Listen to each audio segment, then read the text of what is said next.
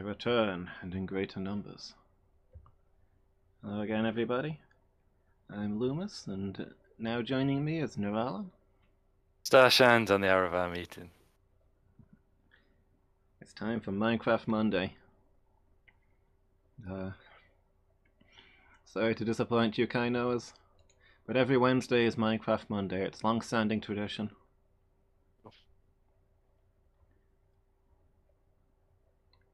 The traditions must stand. 2 years next month, I think. Yeah? Yeah. September 2019 when we started.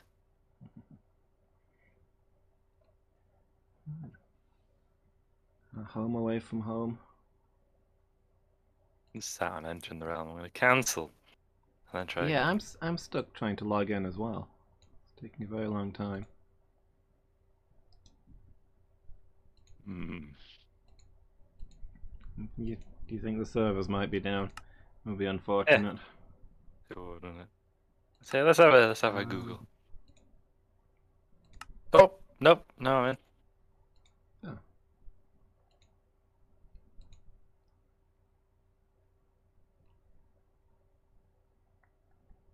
Feels Oh, yeah, there we go.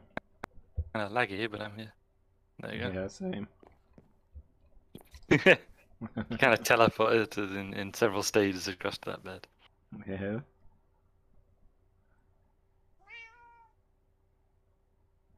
Maybe just a hiccup on their end. Yeah, I hope so.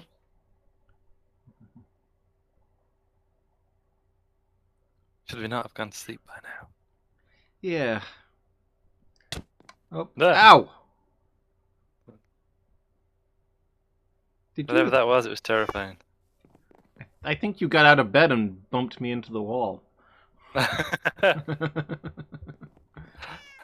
Oh yeah, you're teleporting all over the place. The villagers aren't though. Huh. No, they're moving quite smoothly, so it's just us, I guess. Yeah, I'm glad they're behaving. I don't know, they're moving a bit odd to me. They're like stutter stepping. Moving slow and then their footsteps are speeding up to catch them up to where they should be. Are you seeing that? Maybe. Well, let's give it a few minutes and see if it clears up. Yeah.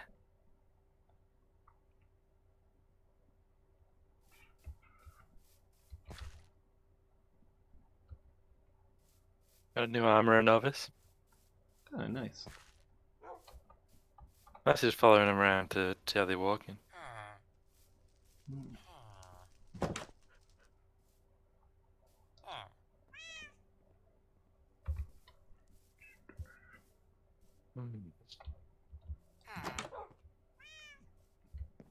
Just remind me, how are we doing with gems?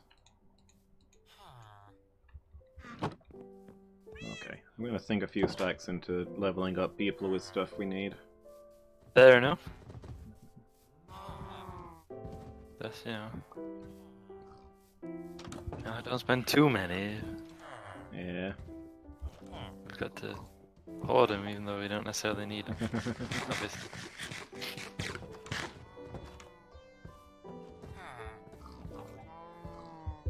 Novice weaponsmith? Yeah, because we've still like got nothing, have we? Yeah.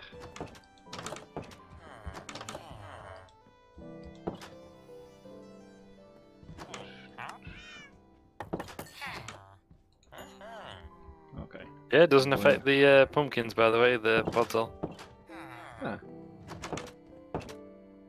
Good to know. Good. Excuse me, sir.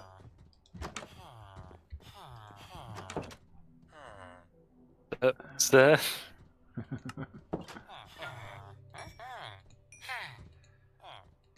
Axe with fortune being sold. Diamond axe with fortune. That's pretty good, actually. Ah, that's not bad. Who's Yeah. this fella? Fortunately, it's not A the villager shovel without that a I was job. hoping for, but... Ah, yeah. A villager without a job. Get a job. Shame!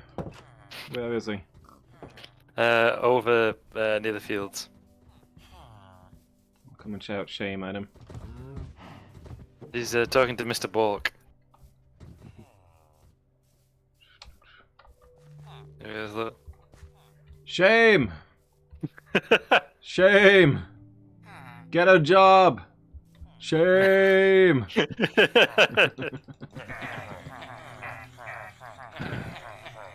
We've still not had in this village a village idiot, have we? We have not, which is impressive considering our population. Yeah. Wait, what's the proper term? Is it a nincompoop? I think so, yeah. Something like that. I can't comprehend why they wouldn't go with village idiot. Apparently they considered it and then didn't. And I'm like, why wouldn't you? Yeah, why would you turn it down? Like, you've got villagers and villagers, and you've got one who doesn't work or anything, and why not? Yeah. It seems like it's right there.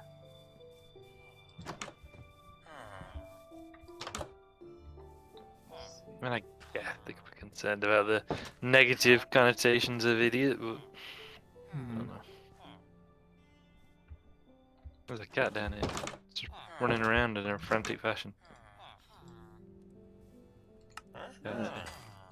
That is a thing they do. Mad half hour. Yeah.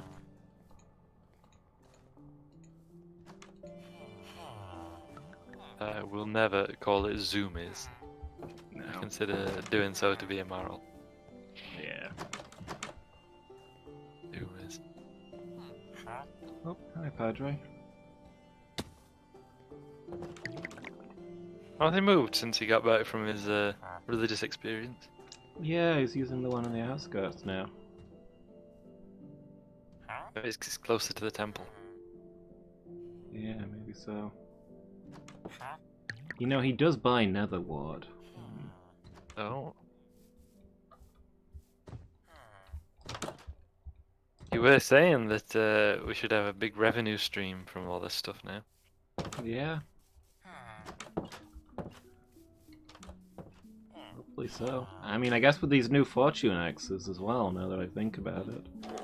Yes. Hmm. Okay, we got loot and stuff here. I need to sell it out. I also need to.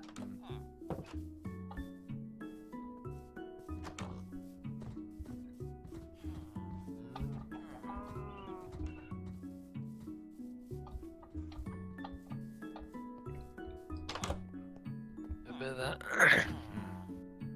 Ooh.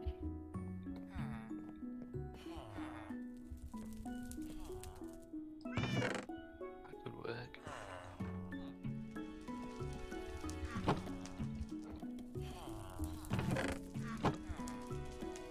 Yeah, I know it's a chore, but it looks so much better when you clear all the leaves off the high hay.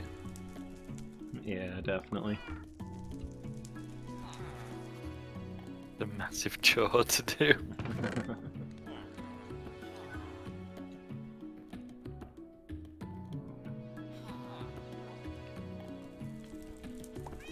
Do that for now.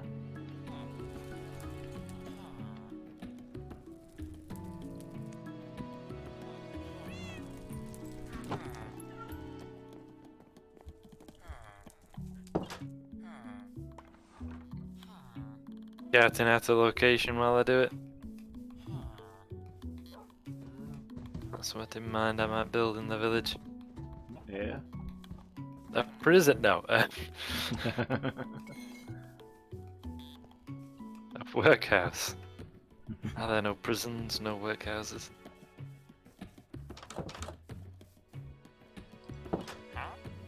Just because it's so like over the top villainous, I love that bit in A Christmas Carol. Yeah. If you're unfamiliar at home, it's where somebody comes to Scrooge's door asking for, you know, donations to help the poor, and his response about the homeless, basically, isn't it? Hmm. And his response is, "Are there no prisons, no workhouses?" And I was like, "But sir, some would rather die than go to the workhouse, and let them die, and decrease the surplus population." Like, it's so needlessly unpleasant. Yeah. Brilliant. I mean, I guess Dickens wasn't known for subtlety, was he? Hmm.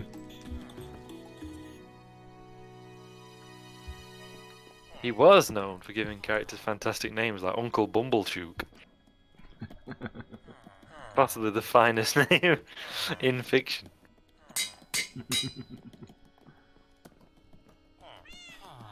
I can't tell you why, but the uncle bit makes it. Yeah. Like if you're just Mr. Bumblechook, whatever. Mhm. But Uncle Bumblechook.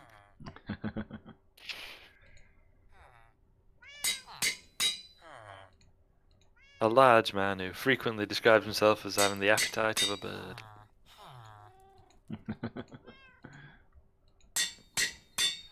He's a disingenuous character. Yeah. Birds can have quite varied appetites. True, he didn't say which bird. Yeah. A pelican, perhaps. Or a gannet. Yeah. I saw a gannet once. Yeah. I was at sea. They're in some rough, in some somewhat rough seas. And I looked out the window and there were a pair of gannets on the water. Hmm.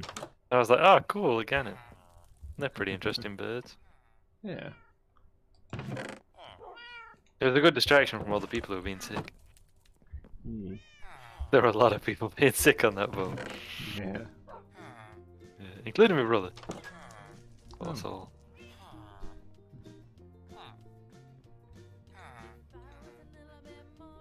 We were going from Jersey to Sark. So it was a relatively small, basically a catamaran, actually. And it was pretty rough going, partly because it was only a small ferry. Yeah. But at some point we crossed the ferry to go into Guernsey, or coming from Guernsey, whichever it was, and we crossed its wake, and that really made things rock about. Oh. I've never been seasick, but I've never really been in rough weather either. Yeah. I mean, no doubt, someone experienced in the sea would say it weren't that bad, the seas we were on. But, rough enough. I mean, you couldn't stand up straight. Hmm. Well, at least you couldn't stay stood up straight. Yeah. I could see the bar from where I was sat, and they were like a queue, and everyone was just swaying left to right.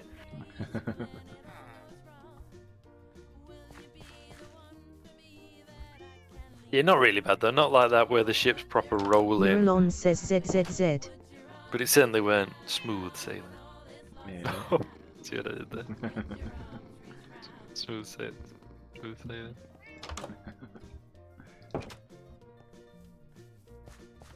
Smooth sailing then. Yeah.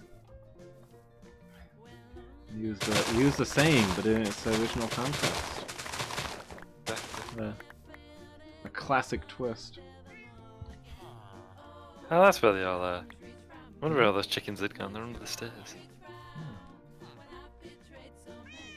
Really keep your keep a little tidier, you know.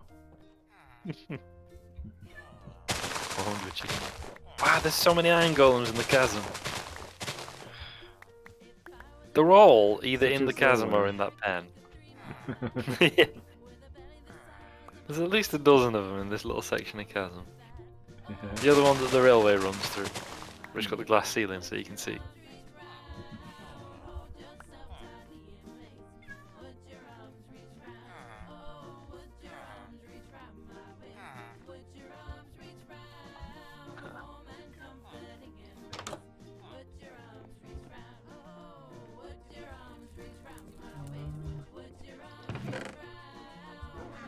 Can never find anything these days.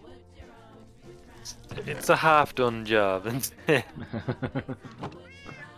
like I did the first step when I was solo streaming one day, weren't it? Yeah. And then we've never done the next step, which is to get that guide and put everything together. Yeah. Because it's going to be a rate jar. Yeah. And we'll do it one day. Yeah. At some point, we'll get around to it. Don't even worry about Yeah, like maybe next time the warehouse burns down. it. I hope there isn't a next time. That's made of stone and everything. Yeah, I do too, but I'm not optimistic. And let me no longer conduct experiments in there. Yeah. We have a place for that now. That's all progress.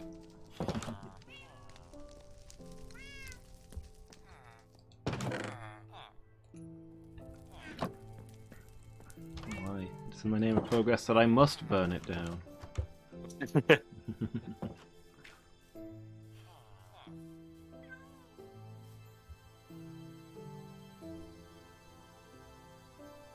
have no idea what's going on next door, but it sounds wild.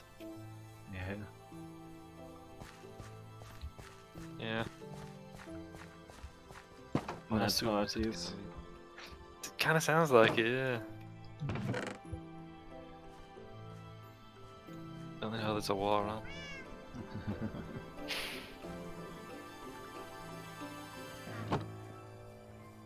There were a certain kind of person who absolutely loved that. Yeah. You know, they could go, don't you know there's a war on? Yeah. Use it to exert petty authority. I love doing it ironically, if that counts for anything. Me too.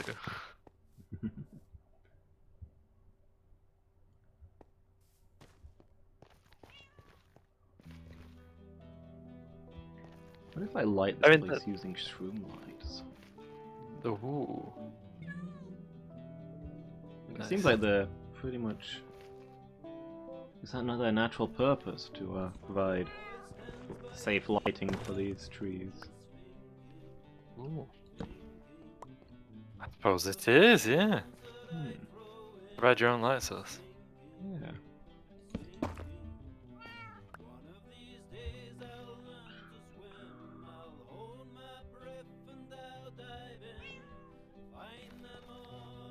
Thinking of the petty authority type, that's the purpose of the entire character of Hodges in Dead's Army, isn't it?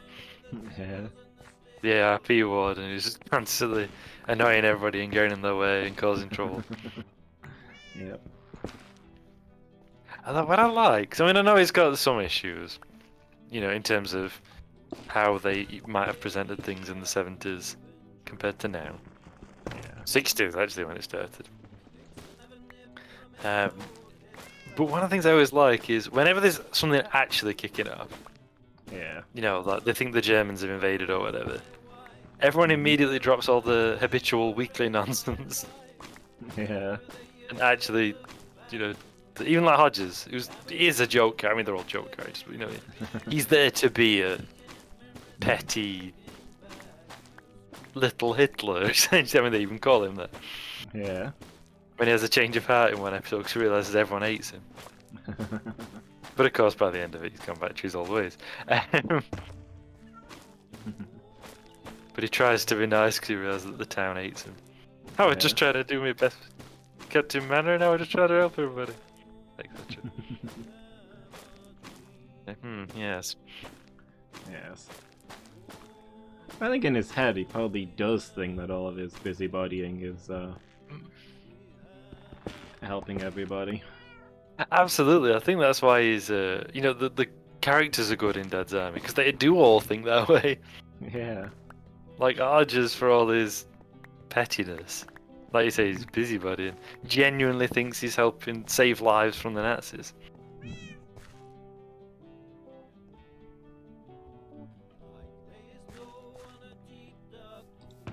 In their own way, they're all do that. I mean, whether he's just justifying it for the audience, but even like Walker, who's a spiv, Private Walker, justifies it with he gets things that people need from those who don't need them. Yeah. I mean, as spivs go, he's not bad because he's not like, you know, war profiteering as such. I mean, he is, isn't he? But I mean, he's not like not doing it too badly. Yeah. And it mostly does consist of things that people don't need. You know, not everyone needs the full ration of whatever. Yeah.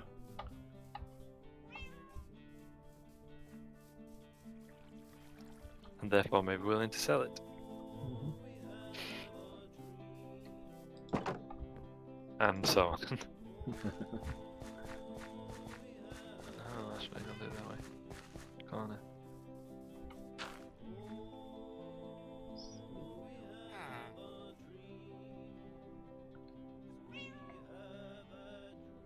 I know what I'll do next. That's the approach I'll take here.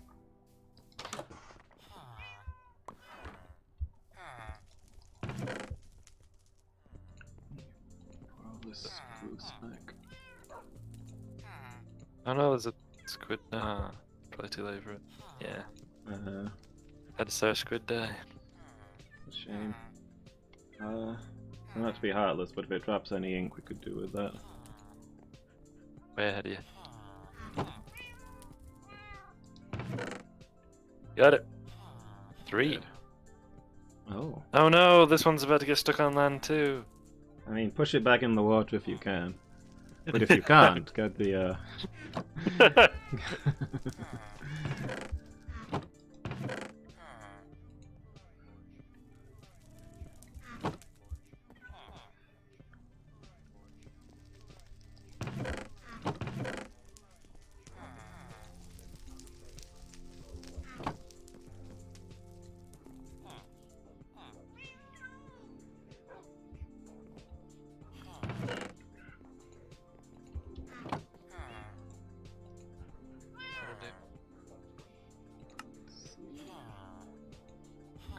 composter. Oh no, there's another one dying. Ah, I was too late. I have like 3 composters in storage. Also, rip squid friend. Maybe we need to put fences along the river. They do like to keep doing it, don't they? Yeah. Oh no, it's happening again. Ah, So is there like a migration event going on, or? something's happening, isn't it? Yeah. Every time I was slightly too late.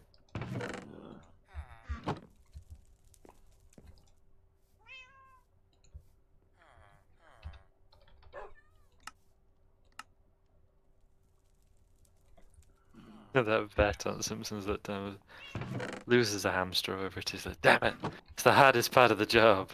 And then just like throws the hamster through a basketball hoop into the bin. Yeah.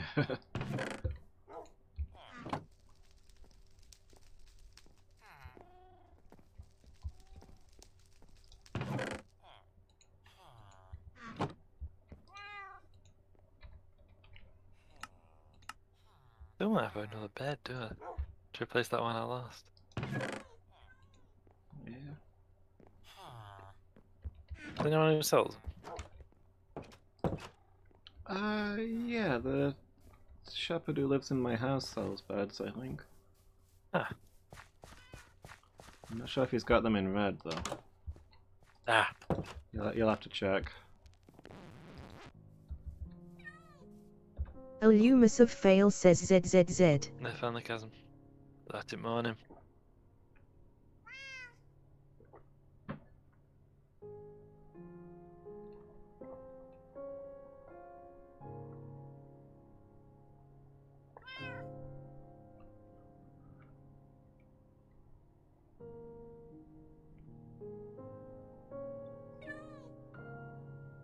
Here's a habitual question because I don't think I've asked you Neuralon says ZZZ. Yeah, since last time.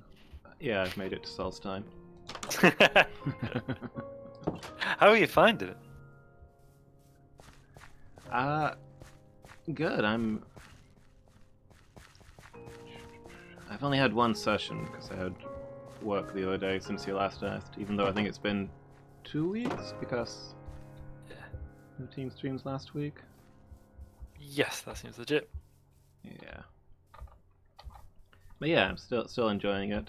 I dug more into the depths and ended up inside another book. Well, you know, I'm a librarian, so it's natural that I'd get stuck in a few books.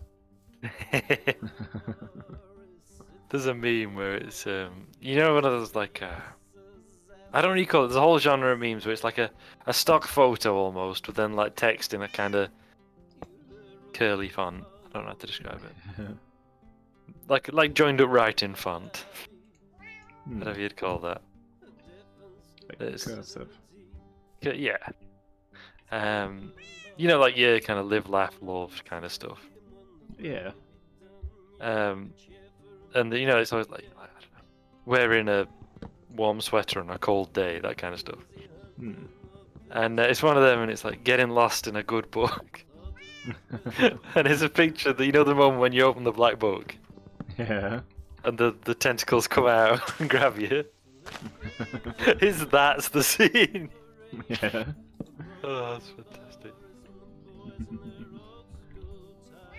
I couldn't find that shepherd, but I did find a man with an eye patch. Wait, no man, I found the shepherd. He only sells grey and yellow. For trademark purposes, I better met one. Brand identity. Oops. There we go. You got lost in another book.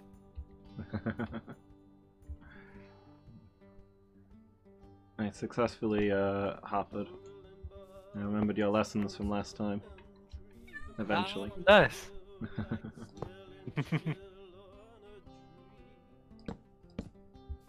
That was happens.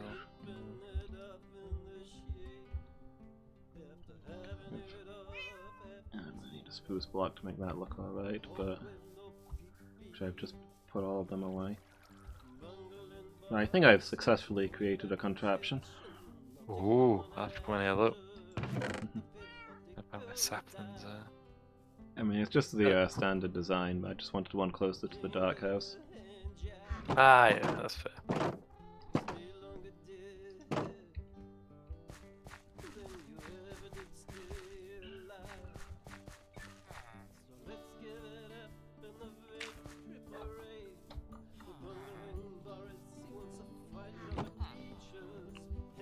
When I first played, what do you call it?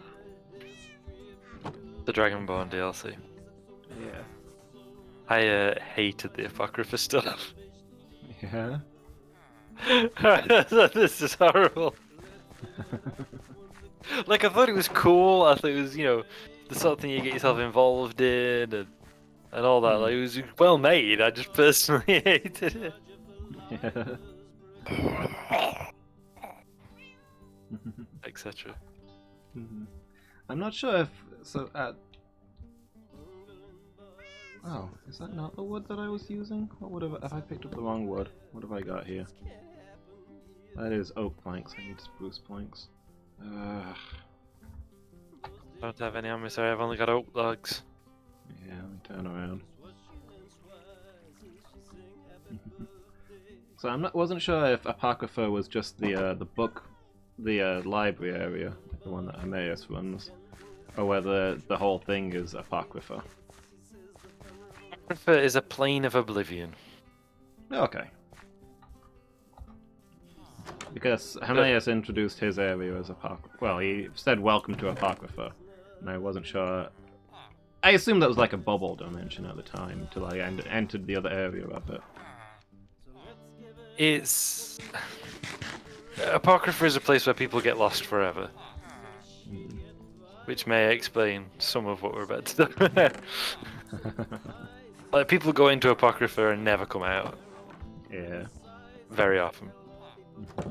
But I think it's as much because I'll find the thing. It's just, you know, I'll find it soon. Yeah. The knowledge that I was looking for.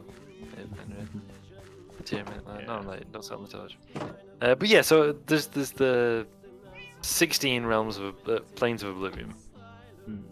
Or the 16 realms of oblivion. Oblivion is a plane, I guess. 16 realms of oblivion, and Apocrypha is one of them. But you can make an argument that Emmaus Mora is Apocrypha and Apocrypha is Emmaus Mora.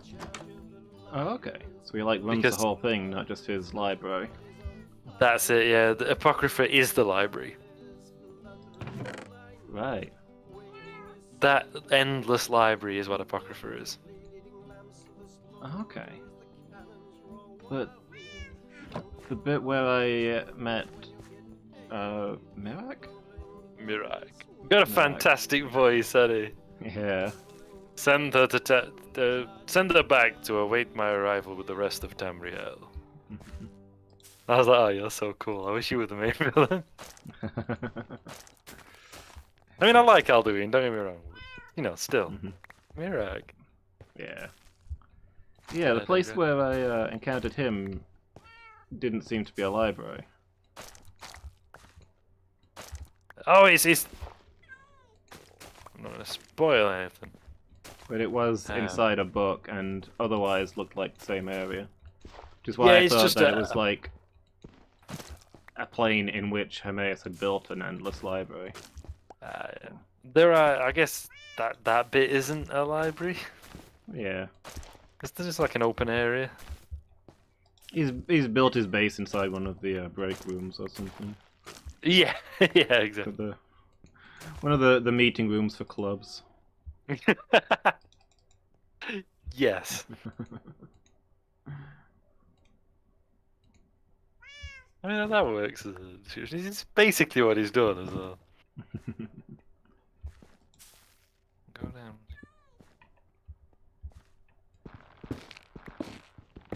Also, have you encountered old Herman Mora himself? I can't remember when you do that. I have, yeah. Actually, that was one of the first things I did on Solstein. Going here chinrag with Hermaeus Mora. Yeah, pal. Sorry? That's it. We're going here chinrag with Hermaeus Mora. Yeah. Hey, pal, how you been?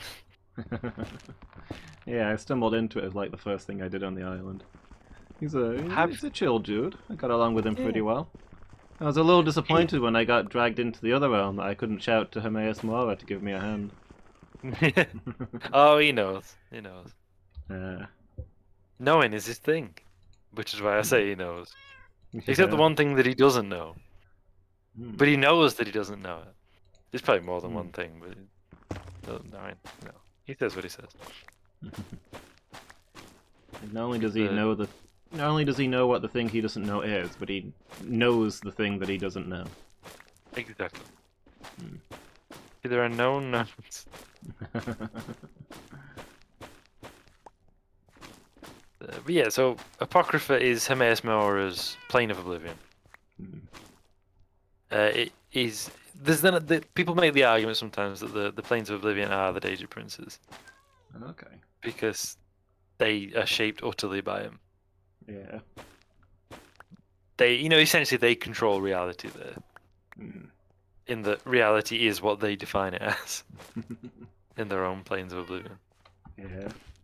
It's why they noped out of creation. Because they were like, why would I create a physical world that takes like all my power when I can just do Oblivion instead? Checkmate, Adria. Yeah. But they also are really jealous like all the time of creation because they're like, but I want that too. Like I want a plane of reality that is embodied me and by me and does everything that I want, but I also want people who worship me willingly. Instead of because I shaped them out of nothingness. Yeah. You know the what's the? Oh, it's the Shockwave thing. That story gets better every time. Shockwave, oh mighty Shockwave. You're just programmed to say that. Yes. Oh well, thanks anyway.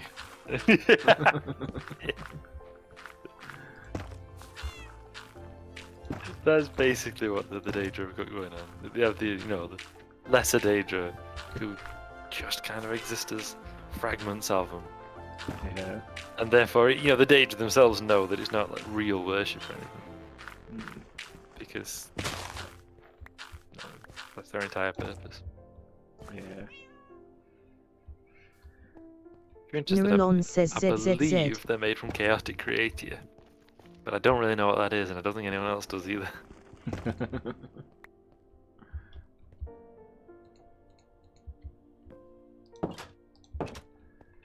You see, in the beginning there was Anu and Padme, Hmm. who are not gods or divine beings, but they are divine beings, but they're not gods. Think of them more as the, and you can make the argument that they're not even self-aware. They just kind of are. They represent stasis and change. Hmm. Anu and Padme. And eventually Anu became aware enough to know that he wasn't self-aware. And so he created Okay. for himself a soul, Anuiel. And that was more self-aware. But Padme was like, I'm not the only one doing that stuff. And so created a soul for themselves, which is Sithis, the Void. And then Anuiel created another soul for himself. Just then Anu created Anuiel. Anuiel created Auriel, which men call Akatosh. Ah. And possibly in the original Norse mythology, Alduin. It gets complicated. Yeah. And so Sithis created a soul for himself, or itself, whatever you want to call it. Usually call him the father, Sithis. Called Lorcan.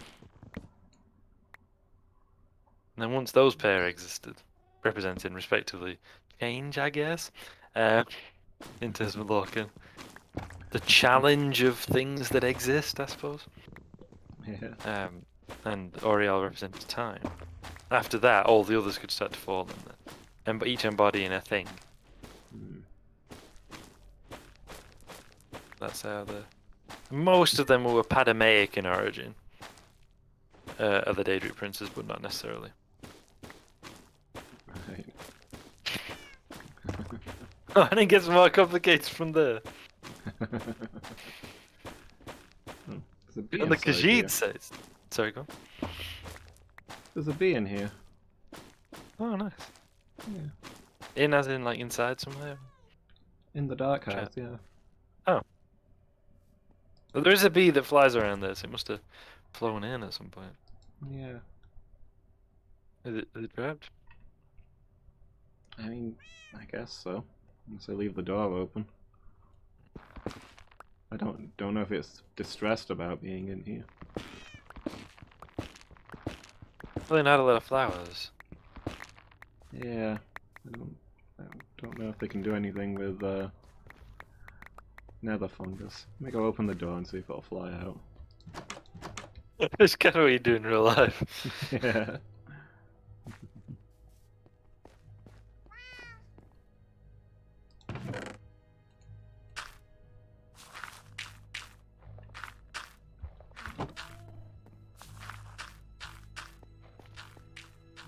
I don't want to tell you what it was until you've finished the whole thing, and then we can talk about it later.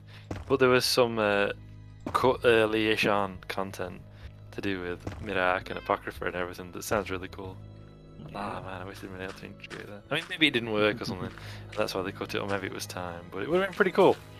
Hmm. We'll talk later.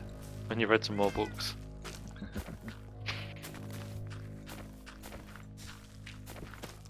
If you go to Apocrypha Preferred and you've got like good armor and stuff, you can kind of waltz through all of them. Yeah. Well, they do like the different like challenges and things you've got to do to solve the books. Hmm.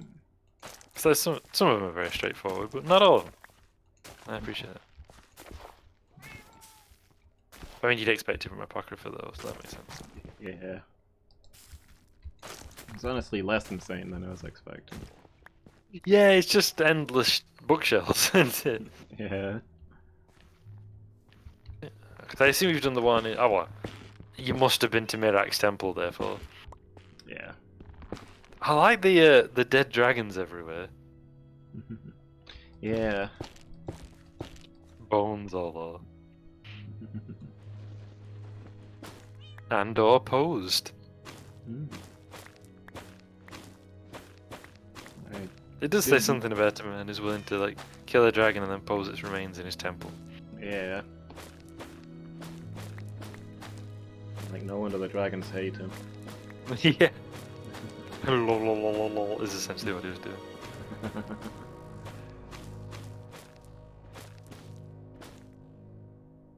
That means you've met Freya as well. Was she the lady rescuing her tribe? Yes. Yeah. The wherever what she calls herself. Open the skull. I must return to my people. I like Freya. In my second main play, I mean, I guess I did a little bit, but the second big playthrough of Skyrim that I did relatively recently, I made sure she was my companion. Yeah. Because she's very aggressive, but that's, that's fine. Yeah. You hit him with those twin axes, Freya.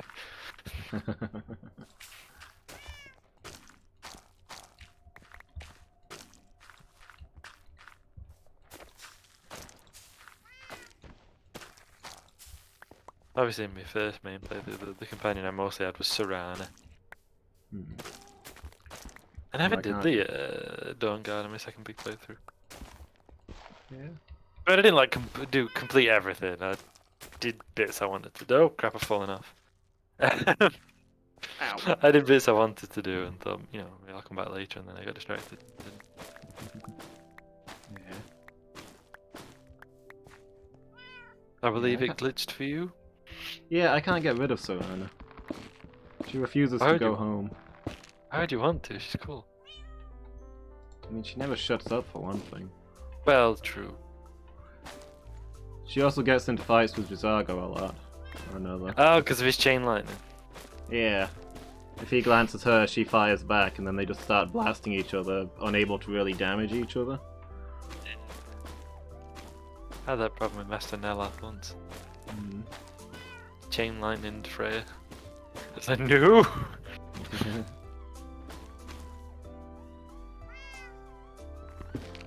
Also, let's be honest, she's not really a team player. Like, she's right there with me as Parthenax is explaining that in order to, save the world or whatever, I desperately need an Elder Scroll, any Elder Scroll. And she's there with an Elder Scroll visibly strapped to her back, and does she let me borrow it? No. Just pretends she hasn't heard. It can't be any Elder Scroll. I mean, mean, probably. Parthenax wasn't specific. Oh, he says you need an Elder Scroll, doesn't he? Yeah. A Kel, an Elder Scroll. I believe I words it. Yeah. But yeah, it's got to be that Elder Scroll. Alas. Okay. Nope. This was not mentioned, like, in universe. Like, it would make sense for it to be an Elder... Sorry. Like, it makes sense for it to be the Time Elder Scroll, if that's what it is. For what he's doing. But the way he talked about it implied that the Elder Scroll is just like the wedge that you drive into reality. It's not... You're not really using the Elder Scroll as such.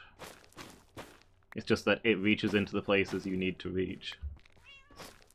Yes and no. Hmm.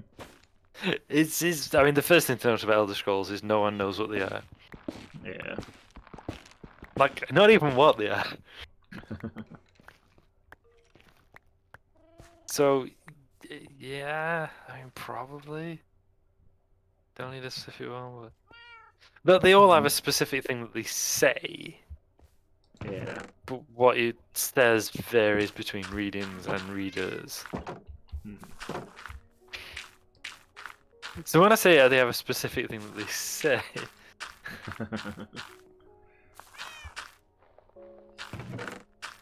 I mean, I guess I assume that they don't actually change, just that the readers perceive different parts of it. yeah, I'd say so. There's also an idea that they're not actually scrolls at all, Hmm. and that's all we can perceive them as. Yeah. Because they... Hey, Miki! How's it going? Mickey. Great to see you.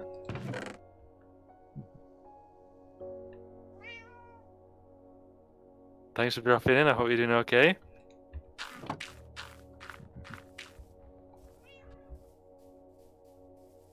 Yeah, there's an argument that Elder Scrolls aren't scrolls, but that's what we see them as because they give a message, I guess. Yeah. So that's something that our minds can get around. So the game's code, right? Yeah, basically. I'm visiting everyone tonight. Ah, I'm glad you dropped by. It's great to hear from you again. Hi again, Loomis, Miki says. Hey, Miki.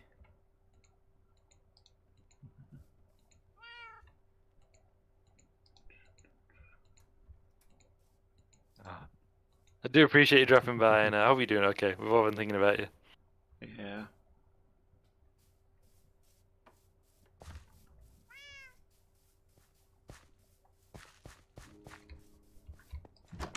I'm fine, thank you. About the same as always. Oh. What should I? Illumus of Fail says ZZZ. What happens if I do? Why? I mean, why not? Why Neuralon shouldn't I? says ZZZ. Hey, it worked. I just shut my bed on the wall. Huh. I thought I'd probably fall off and die. But I didn't. Which is good and wise.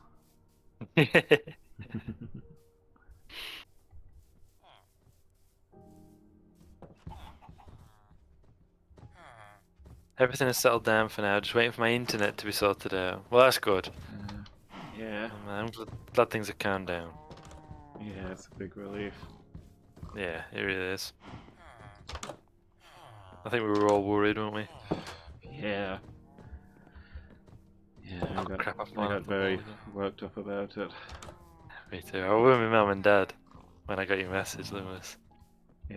And you know, my mum was talking about whatever, and then like stopped mid-sentence, and we're like, "What's wrong?" Because she wants to see my face change. Yeah. Oh, waiting for the internet sorted out, then I can mine and craft with you guys. Oh well, I'm looking forward to it, Miki. Yeah, It'll be it'd good be when good you to can have you again. back. It's not the same without you. No.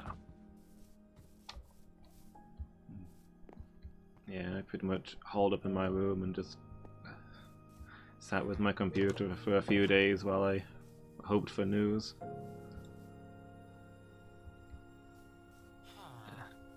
That's when I played Frostpunk, actually. That's what one of the things I do when I'm stressed. I find a game that can, like, hold my attention and just marathon it. Yeah. It was a good game for that purpose, I would say. Isn't it also shockingly grim? Oh, yes. So, apocalyptic fantasy. Not post-apocalyptic. You are going through the actual apocalypse. I'm sorry for scaring you. I can't English. No, you're perfectly fine, Miki. It's you know, worrying about each other is what you do. Yeah, we were scared because we love you. Exactly.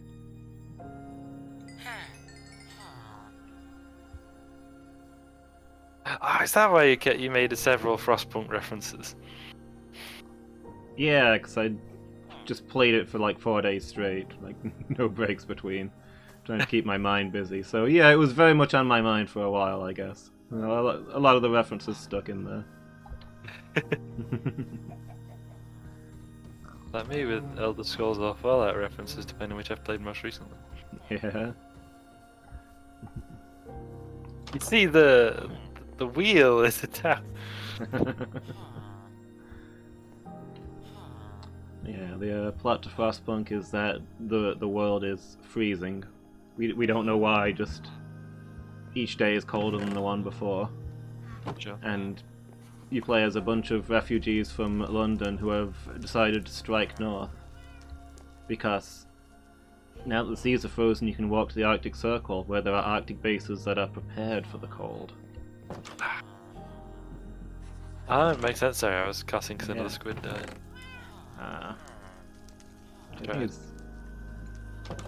It was quite a clever idea that I enjoyed. That you head into the cold regions because that's where things are prepared for the cold. Yeah, that makes sense. I very much failed at Frostpunk, lol. You played it too, Miki? What did you think to it? I mean, I succeeded. Well, at this point, I've beaten all of the stories. I managed to succeed at the main story first try. Some of the side stories took me a few attempts, but there was definitely some making of decisions that I didn't want to make in there. I've never played it myself, but I know Diz has, and Diz has told me about it. And I actually like had a rule of like I will not make kids work. Yeah, same.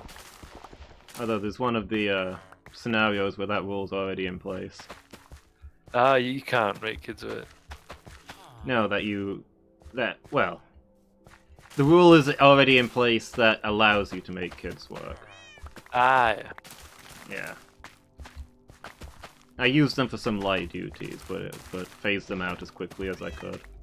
So in one of the scenarios, you're taking over after the previous overseer has been executed for incompetence. Oh. Say executed, that implies more order to the event. Got murked. There was... Got murked, or whatever the kids say. Yeah. There were mass riots in which him and his security forces were eventually wiped out. Okay. Because he failed to maintain the generator. Ah, yeah, that's a problem. Yeah. The thing that, provides all of your heat in the middle of what seems to be a permanent Arctic winter across the entire planet started malfunctioning, and he didn't do anything to fix it. Ah, yeah. So in that one, you get like a half-built city with a lot of the laws already signed in place. Ah, yeah. That was by far the hardest mission for me. It took me a lot of attempts. Oh, really? Yeah. Because I just played it a little bit. Needed to give it another try sometime, but I definitely failed the time I played. And then the riots and against the governor and his security forces sounds like my world some weeks ago. Oof. Yeah, sorry, that's probably not a good topic, Miki. Yeah, like when you take control, the riots have just ended, so there's a lot of injured people. Half the city is burned down, and people continue to be in the mood to overthrow a governor. So you have to get things in order very quickly. You have to make people happy very quickly while not having the infrastructure to keep them alive. So it's like, are you making them happy so that you can complete your primary objective and not get immediately overthrown? Or are you focusing on the things that you're actually going to need to save this town?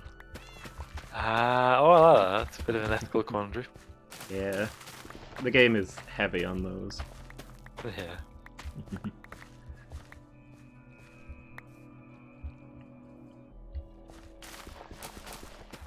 One of the other missions that might have been my favorite mission, actually. You're part of well, not quite a research expedition, but you're all scientists rather than the usual scattered refugees with a specific task.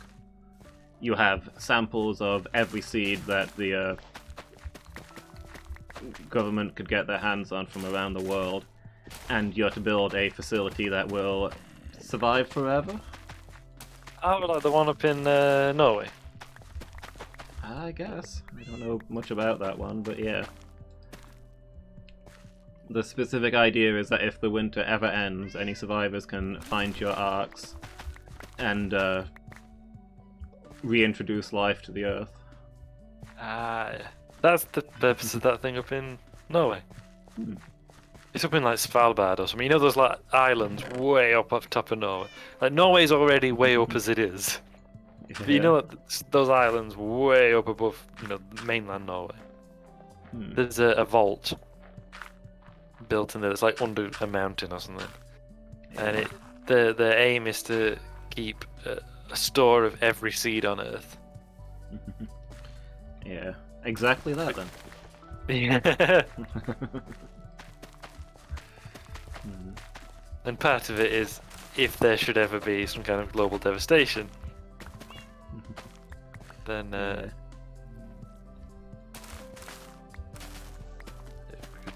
use it. Put it again at that point. That fallout shelter. Yeah, it is kind of like that. Yeah. Yeah. It's like in That's the so in the Ark mission early on, you discover that there's a city nearby, one of the Arctic generator cities. Except the people on this one, well, they had a lot of trouble with their dreadnought getting them there, and they've arrived with almost no supplies and no leadership, and the whole thing is going to hell. And the weather is dropping, and they don't have buildings that will keep them warm, they don't have coal to run their generator, and they don't have food. And it's like, how much of your resources are you going to put into defending the Arks, that may be the thing that saved humanity, and how much are you going to put in this city full of people that are dying right now at your doorstep? Yeah.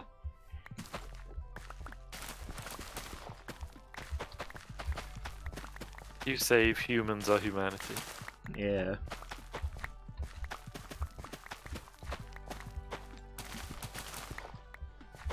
I like that. Yeah, it's a very grim game, but it's like one of the things I don't like about I say about Game of Thrones, for example, is that it feels like the characters are fighting the author rather than fighting the world. Yeah, definitely. I'd agree with that. Whereas Frostpunk feels very fair in that regard.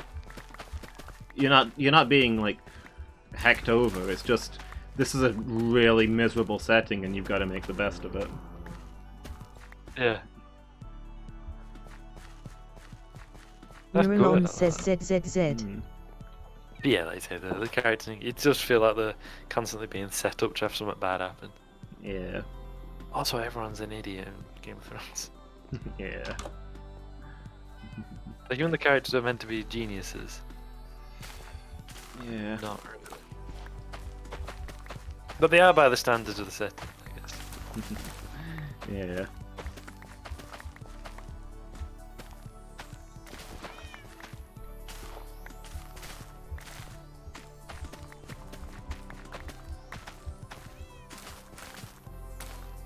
I've still been playing New Vegas.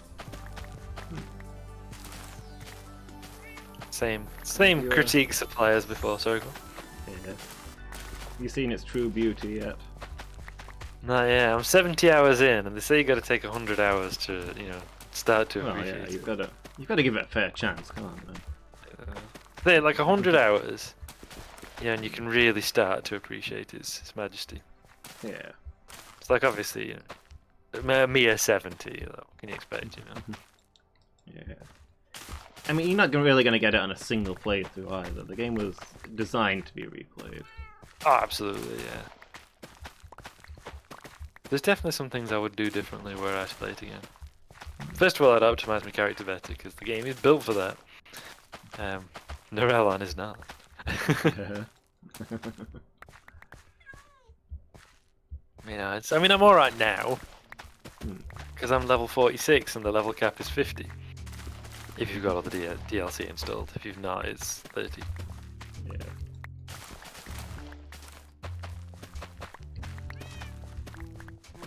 At least with Frostpunk, we'll have some type of experience if something like that happens IRL.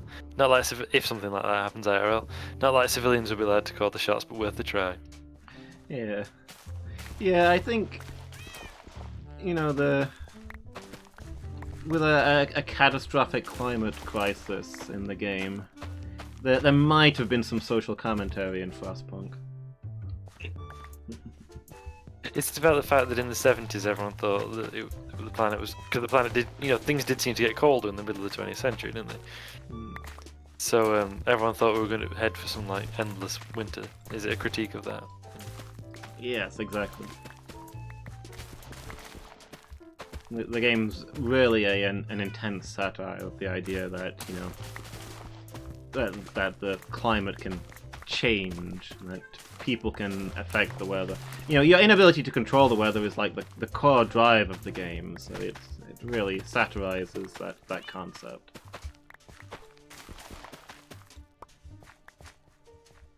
Mobile autocorrect making me feel like I can't English today. Yeah, I get that. As much as I like the suggests things I've often said, when it makes you start talking nonsense is less good.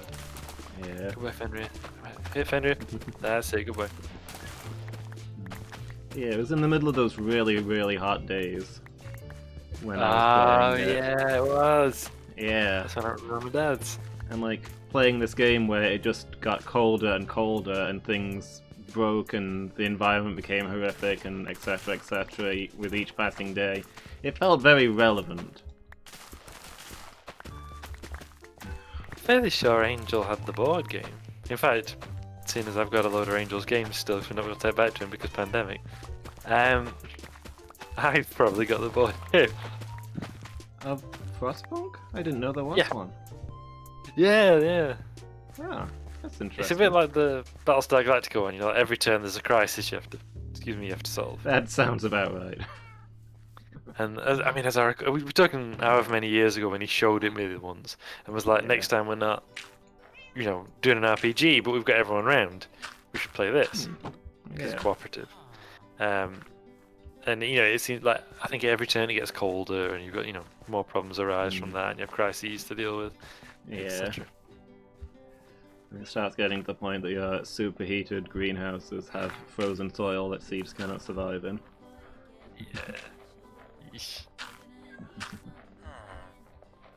I just want to select the text that appears in the middle of my suggestion bar. Always. Just compose all sentences like that. Mickey, did you ever see that meme from a while ago where they like wrote a Harry Potter story using that? Yeah. I remember I Was it posted in it in the England? Discord. Where like they fed the entirety of the they wiped the autocorrect's memory and then fed the entirety of the Harry Potter books into it, and then wrote a story using only the AI's suggestions. I saw that, And- said Miki. Yeah. It was good, it made me laugh a lot. It was, of course, completely insane, but as somebody pointed out in the comments where I originally saw it, it was tasked with creating an accurate copy of the original, so there's only so much it could do.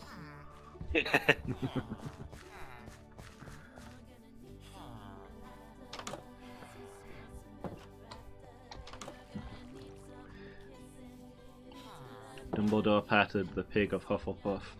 "You are Hagrid now," he said. I'd read that. That sounds quite interesting. Yeah. It was hilarious. Lol. Says Miki.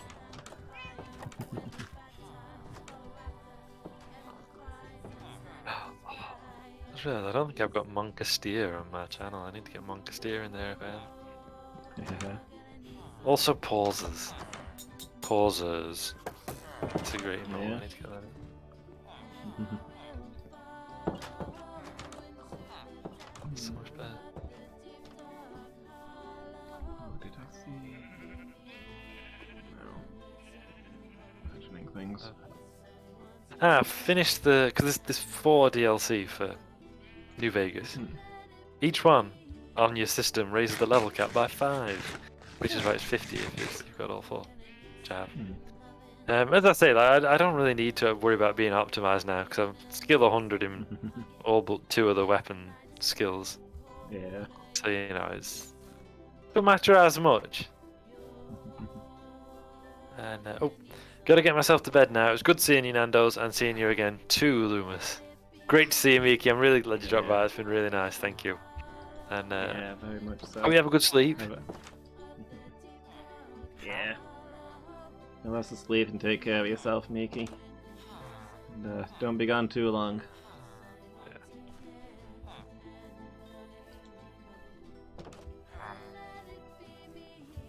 At this point, I don't need to worry too much about being optimized. Although, you'd be even stronger if you did, Yeah. etc. But whatever, I'm not min-maxing it.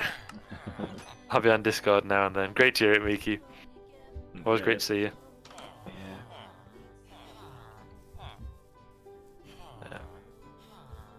Yeah, so I've done the first. I've done one of the DLC. I'm doing another one now because no free play, so I can't do what I normally do and probably do them after I've done the main story. Night, Miki. Yeah. Night, Miki. Yeah, so I thought I'll do them now because I've got like a bunch of quests currently glitched out. Squid, no! Damn it! What's a man to do with all this ink? Yeah, I've currently got like 3 quests glitched out by a single bug, so Yeah. until I decide to use console commands to get around them, I thought I'd do some DLC. If you're interested, I've got to talk to... Right, so this person wants me to get this woman to come and see him for business reasons. I mean, I suspect he's going to try and have her killed, but whatever. You know, Yeah. that's not my job to know.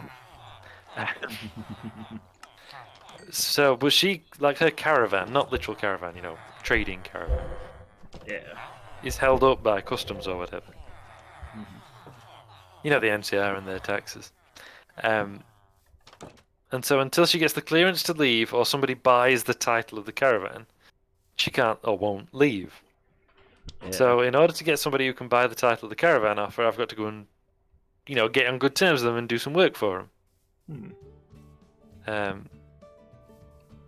I think another squid's dying. No, it's okay. So that's essentially 3 quests, right? You know, I've got to get her to leave the place, which also triggers her quest to get freed from the outpost. Metaphorically freed, she's not a prisoner. Which then means I've got to do the quests for the caravan company. Oh, squid, no! Boop, boop, boop. There we go. Unfortunately, the first mission that another one I can hear it. The first mission that the caravan company want me to do is deliver some documents to a guy. Sure, I'll do that. The character in New Vegas is called the Courier, after all. But yeah, he's bugged, so I don't have the dialogue option to talk to him. Like I can engage him in conversation, and he's like, "What do you want?" And then my only dialogue option is, "I'll be going." So that means I can't give him the delivery, which means I can't get on to good terms with the caravan company, which means I can't persuade him to buy her out, which means I can't get her to go and meet that guy. Yeah. Neuralon says ZZZ. I did some Googling, and apparently he bugs out if you do any other quests in relation to him.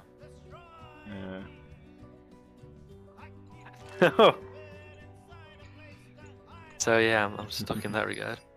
Yeah. But I've been doing DLC instead. I've done one of them. Which you heard me refer to in the Discord, the Old World Blues, because I was absolutely cussing about the opening of it. And the opening is atrocious. Like, without any spoilers, just imagine 5 characters engage you in conversation. Yeah. It takes them half an hour. And I'm not exaggerating, well, it was 25 minutes. Like 25 minutes of dialogue. I'm not watching a film. I'm playing a game. Like, I like good involved dialogue, but come on, man. That's a bit much. Yeah. And what they've got to say is intensely annoying. Like, first of all, they spend a big chunk of it completely ignoring you. So, like, you've got dialogue options where you kind of... Crap, that's a hill, I didn't realise. You know, you've got dialogue options where you're like, trying to get their attention or whatever, and they just ignore you. Yeah. Because they don't consider you worth talking to or whatever it is. So that's no fun. And then when they do kind of acknowledge your presence, they just deride you a lot. Yeah. And talk about how, you know, they've got no interest in you because you're inferior and all that. Which is also annoying. Like, I know it's a game, whatever. But... Like, come on now. It's the thing where, like, you kind of don't want to do that quest line. You kind of maybe want to kill them all. Oh, yeah, I mean, you don't have a choice, though. So. You're their prisoner. And Yeah. you're the only way. I mean, they didn't mean to take you prisoner. Well, they have. And now you can't get out unless you do the things they want you to do for them. Because it's literally the only way to escape. Yeah. As I say, without any spoilers, basically they don't know how you've ended up stuck there. They know how you know, obviously they know that you have, and it's due to whatever, but it wasn't intentional, and they didn't think it was possible, and now you've got to do all this stuff for them Yeah. in order to be able to escape. Hmm. So yeah, I mean, if you'd absolutely just ice them, wouldn't you? Yeah. If you had that option, but you can't. You've got to do stuff for them. And the other thing is, it's clearly that what all the stuff that I'm saying is meant to be funny. Like it's obviously meant to be like kind of humor, I guess. That's not really Yeah. at your expense, but kind of is a little bit. But it's not funny. Like it's one of the things where it's like this is very obviously meant to be funny, and it's not. Yeah. I was like, oh, I hate it. I was like genuinely angry. I was sat here just getting madder and madder as they kept going on and on and on. I was like, ah, this is awful. Once you get past that, it does get a lot better, and the actual DLC itself is pretty fun. Like Phoenix said in the Discord, some great environmental storytelling, which I'm a big fan of. Yeah. Nice environments. Some people have criticised the environments for being drab, but you know, whatever. I know they're very obviously just recycled Fallout 3 assets, but so is the rest of New Vegas. So, you know, it's a total conversion mod essentially for Fallout 3. Yeah. That's why they said they could do it in 18 months, and it turned out they could not do it in 18 months, but here we are. And he just gave it, but it shares the same flaws as the rest of the game. You know, it's got these some really good dialogue and some great quests, and also there are so many go from here to there and back again, and then there and then back again and then there quests. Yeah. Oh, and there's also 2 quests that you have to do 4 times each. Hmm. Like the same thing 4 times, and that you have to repeat Yeah. it 4 times. Hmm. Like in universe, it makes sense, but still, Yeah. I was like, fine, I'll do. I've got to do it again, twice more. It's a bit much. Yeah. I don't know why. Because it's the stuff they made after the game as well. So I don't know why they put that in. I don't know why they thought you'd want to do the same quest 4 times. Yeah. And then have another quest that you also have to do 4 times.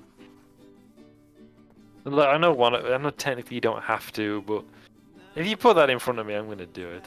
If it's get better things by repeating this quest 4 times. Yeah. I did get the near perfect ending though. Yeah. Because I think like Fallout 1, I don't know. You get like an ending slideshow. Hmm. You know, you get like images with narration that comes up when you end each DLC. Yeah. Much as you do when you end the game itself, but I've not got that yet. And obviously it depends what you've done, and so on. And then looking at it, I had a check. I've basically got the nail on the perfect ending. Oh. That's nice. I mean, I wouldn't play it again to get the perfect one, even were I able. Yeah. I mean, if I did it, if I ever had another playthrough in New Vegas, I probably would do it again. But I would see if there's a way to skip that dialogue at the beginning. Yeah. I think there is. I think you can do a, but what's that on the screen kind of thing. And it cuts through the dialogue. Like I said, even just for the lore, you know, listening to it once just to, you know, get introduced to these characters, etc. I don't know if I could recommend it. Yeah. But when you get going, it's alright. Good ending, some likable characters. I do need to ask Phoenix in the Discord though, because he said that the All World Blues DLC has the cutest character in the game, and I need to know who he thinks that is. Because I know that there's a character that I really like, thought was great, and if they weren't bugged, I would have loved to have spent more time with them. But unfortunately they are, and they used every stim pack I owned. So that was Yeah. something. I don't know, that seems like a fun in-universe event that you make friends with this person and then you catch them just downing all of your stim packs at once in a daze. I was so mad. I was like, why have I run out? This is desperate. You know, I'm trapped in this place. I ain't got my companions. I'm having to actually fight people a lot instead of just Black Widow / Cherchez La Femme in my way out of it. Or, you know, charming and battering with them, etc. And there's no companion to then do the fighting for me. And I'm not built for it. And now I've got no stim packs. I had to spend 10 minutes drinking water from a sink to get my health back. And it was radioactive. Fortunately, they'd not used all of my Rad-X, or Radaway. So I had to irradiate myself drinking all this water that I could then use a friggin' Radaway to get out of it. You know, I think it's good that the game's dealing with issues such as stim addiction.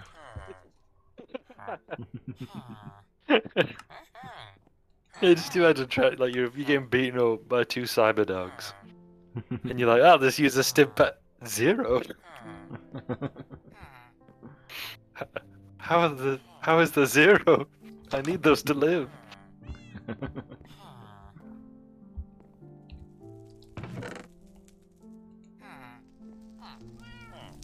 Everything does in slow motion as your character dies. Damn it!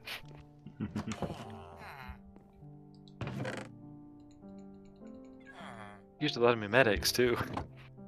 Yeah. Let's stop, I need that too. She just perpetually convinced that she's on low health. Yes. Hmm. No! Stop it. And apparently it is a bug. Basically, there's the thing that triggers the use of a stim pack, but the game doesn't register that you've used a stim pack. So therefore, it tries to use another, but it immediately uses another because you're still at the threshold for using a stim pack. Right. But of course, it doesn't happen every time. But of course, what you can then get is an unfortunate run where they use a stim pack, but it has no effect or doesn't register. So they use another, which doesn't register. So they use, and let's say you get through 25 stim packs in 2 minutes. Yeah. Yeah, I definitely would have spent more time with them had that not occurred. I thought, no, I liked you, but I don't want to die. Which again, you know, is kind of realistic. You get someone you like them, but actually the massive overuse of stimulants is a danger to you and you don't want to die. Yeah. Like, it wasn't intentional. I mean, unless it was. Hmm. Because, I mean, it is a masterpiece. Environmental storytelling. Well, indeed. That's what it is. You shouldn't be surprised. Like, just because we fail to understand its genius. Yeah. You know? Yeah, think about these things. I know you've already had one, but I'm going to take a quick break, just 5 minutes, and then I'll be back. And Okay. then, for the last hour of the stream, I suppose, unless you've got to go early today. No, I'm good for today. Got afternoon shift tomorrow, so I've got time. Ah, great stuff. In that case, Hmm. I shall return soon. Soon.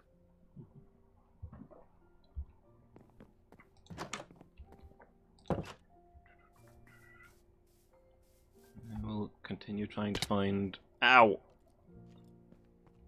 Not only did I miss my jump, but I fell down all the stairs to Chasm Village Station. Continue trying to find traders that are willing to buy wheat.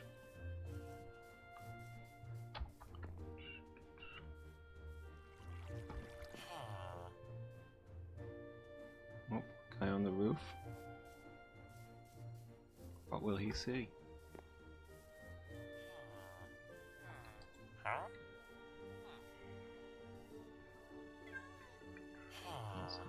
Saddles.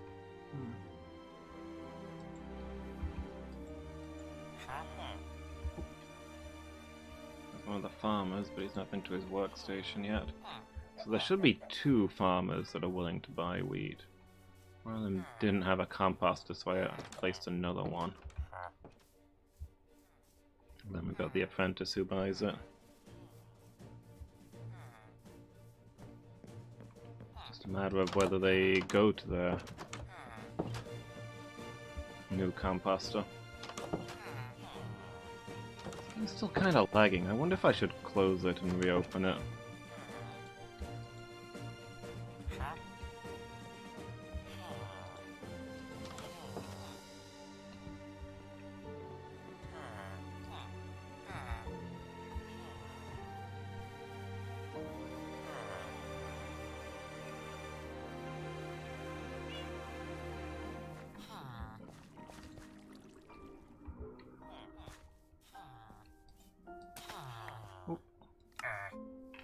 There you are. How are you? Are you a different farmer that accepts wheat? Why are there suddenly 3 of you? It's just mayhem. But I've got my emeralds, I guess that's what matters. And I think that's enough XP to go get the enchantment I want as well, which is nice.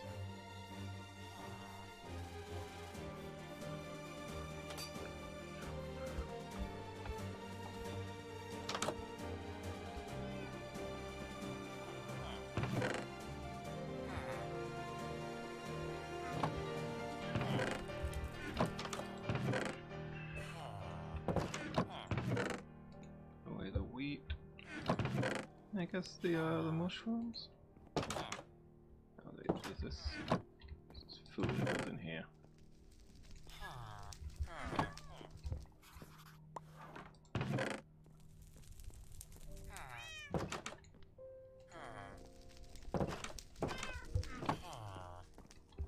Hopefully the enchantment station hasn't reset itself. Take a jog out there and see.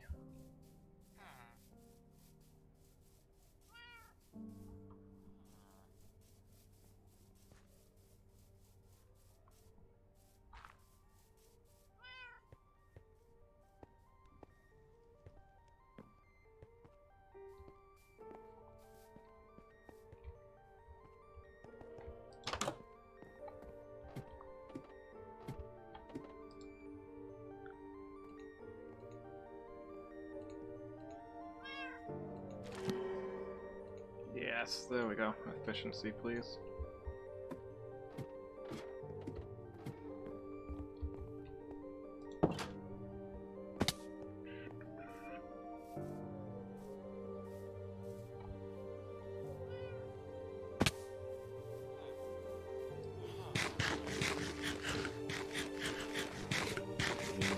To run from one place to another with this lag is making me dizzy. You know what? I might take a quick break after all and just close Minecraft and reopen it and see if that fixes anything.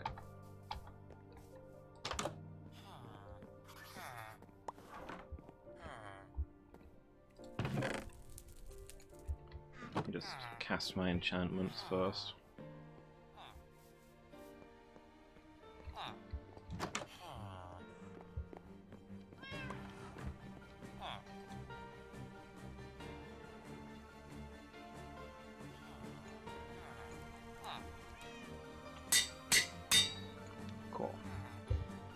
Okay. I won't be long. I'll be back very soon, I hope. Just a short break. See you all in a moment.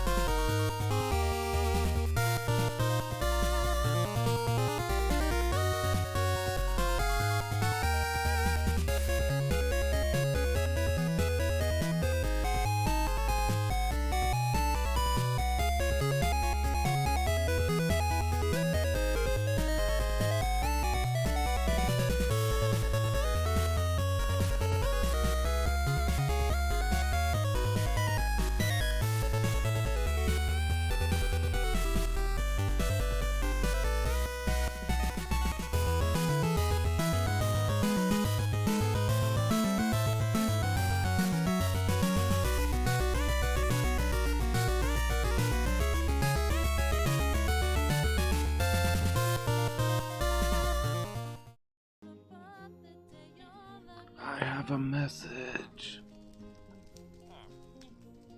Geek spirit. Oh, that's just a random wolf. I thought that were Fenrir. Oh.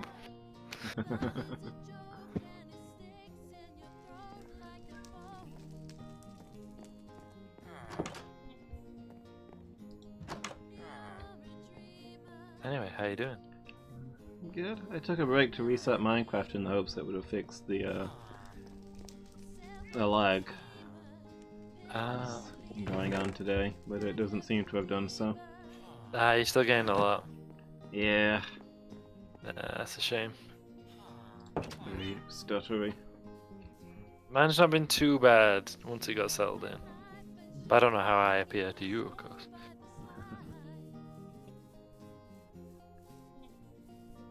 I was doing some running about while you're on break, and like, it's very disorientating when it's lagging while you're sprinting. So I decided I was gonna give it a reset. Doesn't seem to have done Hey. much though. Are you telling me that you sprinted down a canyon? No. Because I've totally done that when things are lagging. Yeah. But you know, if a game has a kill cam kind of thing, Hmm. then it like goes, you know, like Skyrim does sometimes, where you kill somebody and you get like a little slow motion shot of you killing Yeah. them. But imagine if like it was a game where you had companions, and it sometimes did it when they got a kill, Hmm.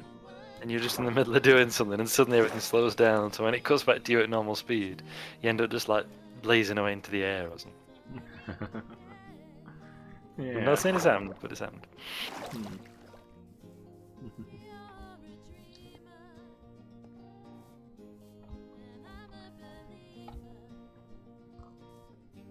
We better not carry on our earlier conversation. Hmm. What I was talking about before we went on a break. Yeah. You know, there's one of them in your chat. One of the New Vegas people. I'm not talking New Vegas anymore. Hey, Badger. How are you No, doing? but Things good, buddy? You on break at work?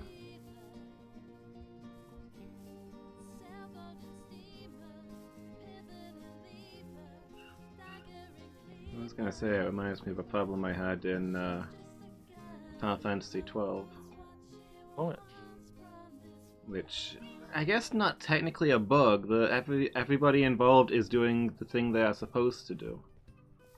alright. Like, so you can set your teammates to have you can set your teammates to do certain things in battle, like in advance. Give them conditions under which they will do a certain thing. Programming. Yeah. If X do Y. Yeah, it's a weird game actually, because you don't tend to actually do anything in the battles. You set your people up with how you want them to interact in advance, and then you just kind of watch them in the battle. Oh. Yeah. It was an interesting concept that didn't work very well. Yeah, Let's that's pass fair. it off as an experiment. Yeah, yeah. Oh, it was an experiment. We certainly didn't intend to do it in the future. Oh, I know. Yeah. I mean, they didn't do it again in the future, so I don't mind them trying new things from time to time. But yeah, the problem I had was that I set one of my characters to cast defensive spells on the rest of the team when battle started. You know, a protect spell, a shield spell, a haste spell, general buffs. The problem is that there's when you're out in the wilderness, there's you come across wandering randos like hunters and traders and the like, and you know, they might be fighting things, or they might see you fighting things and come to help. People will just pitch in. That's nice. The thing is that these people are considered allies once they join you for the temporary battle, and therefore your guy will try and cast the defensive spells on them, except a lot of them have pre-existing defensive spells, including the reflect spell, which bounces spells back on the caster. Oh. So what I found was that Because you're supposed to use it to deflect hostile spells back at a wizard, obviously. The What I Uno found- reverse card. Yeah. But what I found was that my guy would see that this new ally didn't have a haste spell and cast haste on them, and that would bounce off the reflect onto the caster. And then they'd see that the new ally still didn't have a haste on them, so they cast a haste spell on them, which would bounce back onto the caster. And they'd rapidly burn through all of their mana trying to cast a spell on an ally who was immune to magic. Oops. I say, technically everybody is doing their job, it's just not the desired result.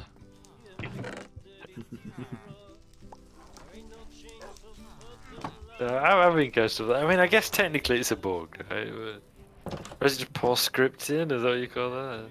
Yeah. Ideally they'd ignore a target with reflect up.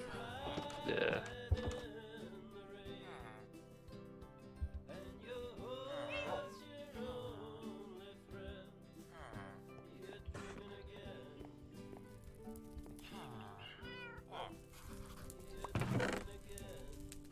I'm struggling to resist an urge right now. Yeah? Better says he's not that New Vegas. Yeah, I made a new friend. Oh. On a whim, I went out and fed some bones to that wolf that you spotted. Oh, nice. And I'm resisting the urge to name him Fenris. Go for it.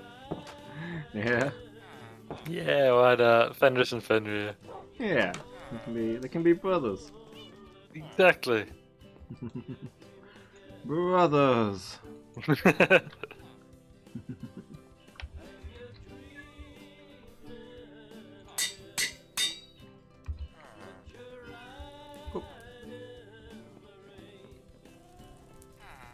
Hey, Papa.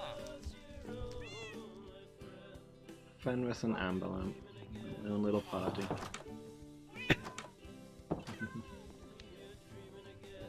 Hey, I immediately Bad Cat. pictured it as a Darkest Dungeons party. Hmm. Oh. You know that noise you get whenever it's like the enemy's turn? Yeah. For some reason, that's one of them that really sticks in my head. Oh. Crap.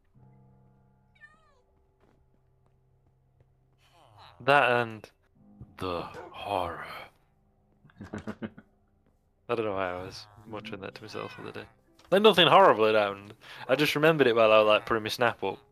I was like, horror.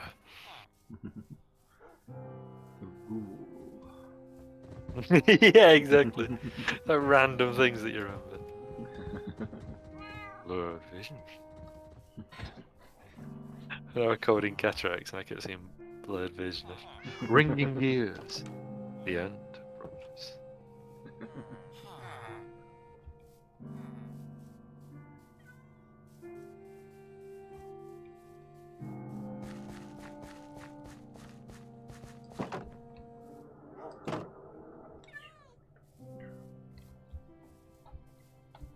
He's really quotable though, isn't he? Is he one of the best parts of Darkest Dungeon? Yeah. Like it's a good game and yet he's still one of the best parts. Yes. Never did finish it. Yeah. It might be one of those things where if I want to play it again, I'll have to start it again, maybe. Yeah, maybe. You know, just because I kind of forgot what I was doing and Yeah. lost any sense of connection to everybody. They're all just pawns. Which is actually probably how you should think of it. I don't know. I don't think the game makers would want you to think of it like that. Well, what would the ancestor want? I mean, the Ancestor actively encourages you to do that, which is a good sign that you shouldn't be doing it. Oh crap! People in the village, inside the high hay. What? Enemies. Oh. Begin, what do you call him? He's got a banner. And he's killing me. He's ignored Fenrir for some reason, which is good. Crap, crap, crap, crap, crap. Is it an invasion? Just a fella on his own. A captain. I am quite unarmed. I mean, I'm not, but Fenrir didn't bother because I thought Fenrir were going to... I mean, if I attack him, Fenrir will sick him. Yeah. But I don't know if I'm in the village or not. Whereabouts? Near the keep. Okay, I'm currently Benny Hilling around a mushroom. I don't have a shield, and I really wish I had a shield. I've got a shield. Ah, crap, he's worked out to Benny Hill his way around. I can see you coming. We've got to try and lure him away, though, because we need to make sure... I'm going to run. See if I can get him to follow me. We need to be outside the village. That's it, fella.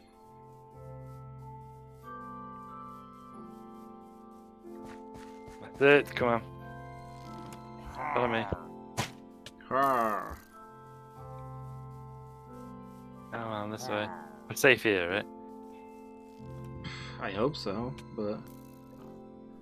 We'll have to just find out. You got a bow. I've got a bow. Alright, you take him out then, I'll keep his attention. Ow. Ow. Right. You cursed? Yep. I am, yes. But it's not triggered a siege. No. And I think the curse would fade if it had. I'll Yes. Sleep out here.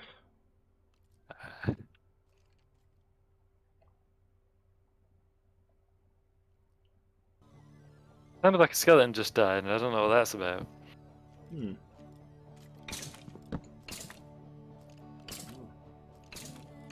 I can hear a skeleton dying. Yeah, I can see a skeleton dying.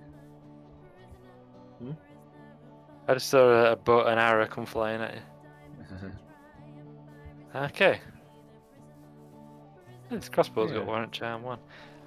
Bucket of milk then. We've got cows, haven't we? Yeah. Oh, you're gonna fetch me one? Cool.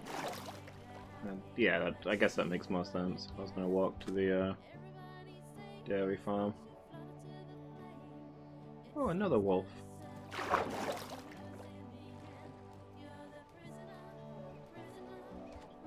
You don't need too many wolves. Are you sure? Well. That's the first time since the building of the high hay that we've had an enemy inside the walls. Yeah. Because they used to patrol all around there quite regularly. Mm-hmm. But they don't anymore, do they? No. That's an alarming development. Yeah. Have we got a breach?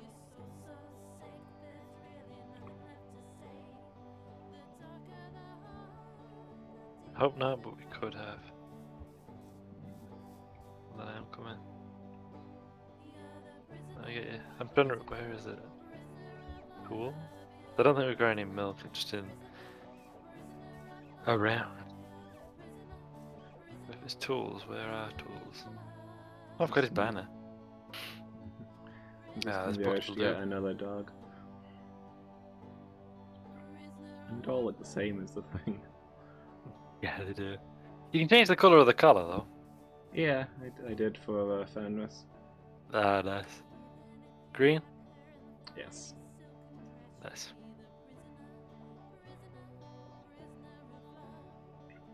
Can't get to the cows because the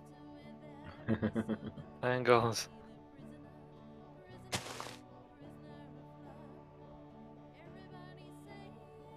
I accidentally drank the milk. I thought you'd have to press and hold to milk the cow, but you don't, you just boop them with the bucket. I drank it. I mean, I milked it again and got you some more, but still. And there's a zombie inside the snowman. Oh, what's that? Alright, there's some bad weather coming. Yeah? Yeah, my knees hurting.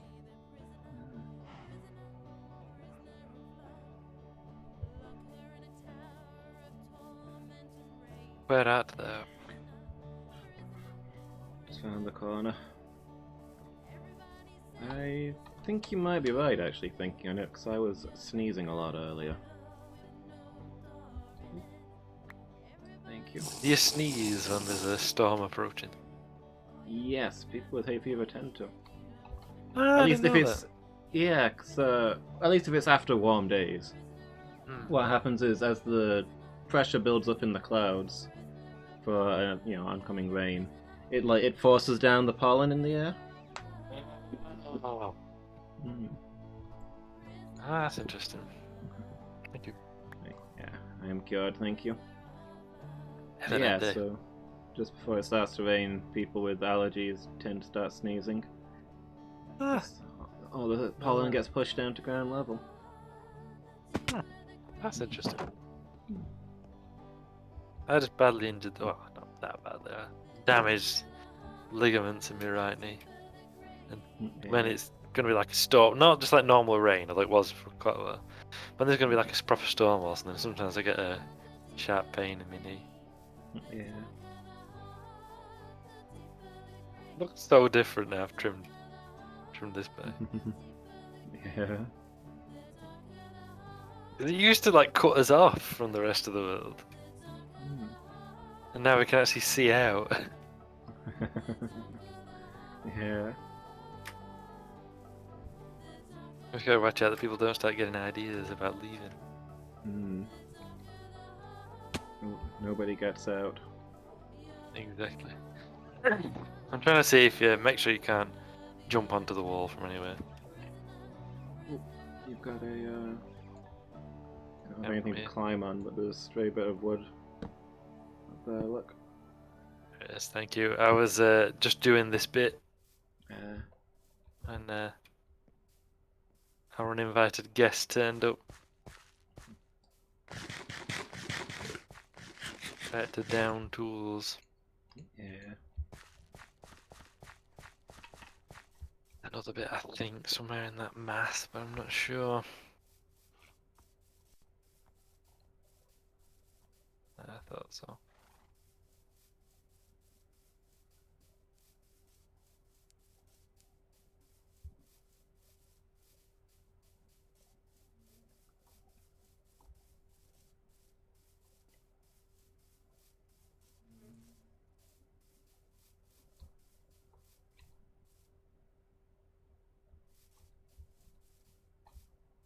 I know everyone says that Fallout 76 is terrible.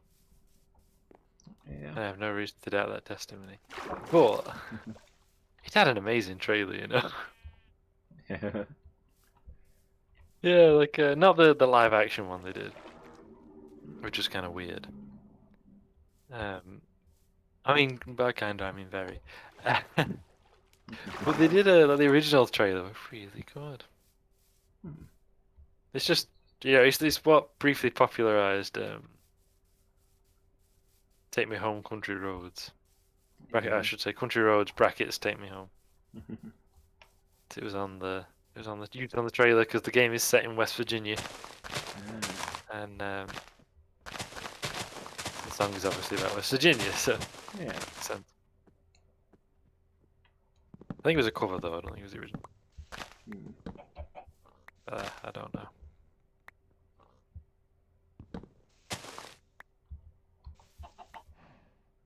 Rainbow Road, take me home. It's a Mia Mario. Exactly that. Mushroom Kingdom, Mamma Mia. Take me home, Rainbow Road.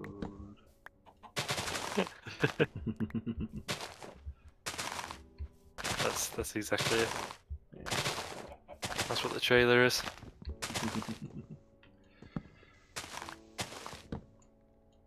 Fallout 76, I'm sure everybody knows, being the sequel to Super Mario 64. Exactly. That somebody gets it. Well, it's not a proper Fallout game. It's like, well, no, it's a Mario game actually. Yeah. What did expect.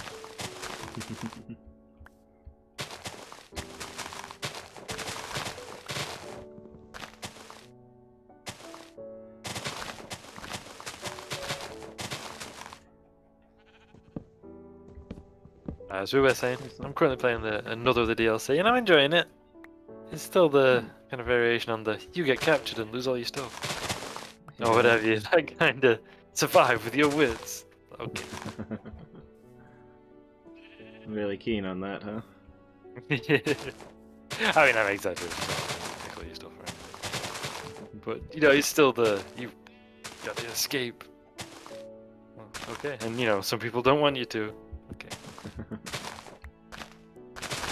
It must be an idea they like, and I don't mind it in the sense that, like, it explicitly recommends that you do it when you're quite high level, or what would have been high level if the level cap were not raised by 20. Yeah. Like, you know, it recommends you be level 20 to do them. So I guess it's trying to make you think round what you've been doing. Yeah. You know, if you used to do anything in a certain way, but now you're stranded and captured or whatever, how do you solve that? Well, that's fair enough. Yeah. If your courier normally solves things by hiding behind their companions and spamming any opportunity to use Blackwidow/FM, and now you can't, Yeah. what do you do? Lose all your stim packs, apparently. That's right, to be honest. What do you do when your normal tactic doesn't work? Run out of medical items. Yeah, I can see that. But no, I am enjoying it, the second one. I say I enjoyed the first one, I think technically the second one, in terms of the second one which I have played, which I believe was the first one that was released. And the first one I played was in fact the last one released. But yeah, I'm enjoying them. I want to play through all 4. I think I want to do them back to back. Yeah.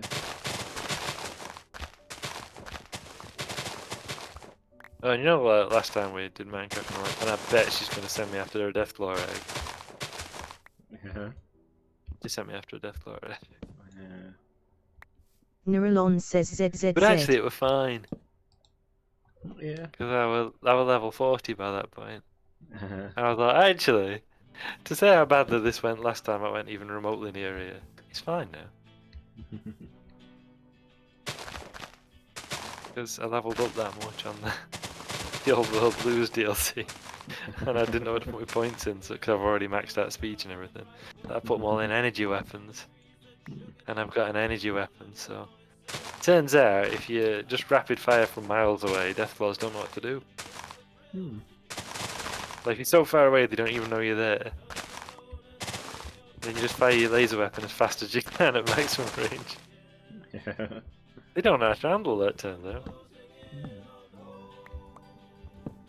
But I suppose not many would. Yeah.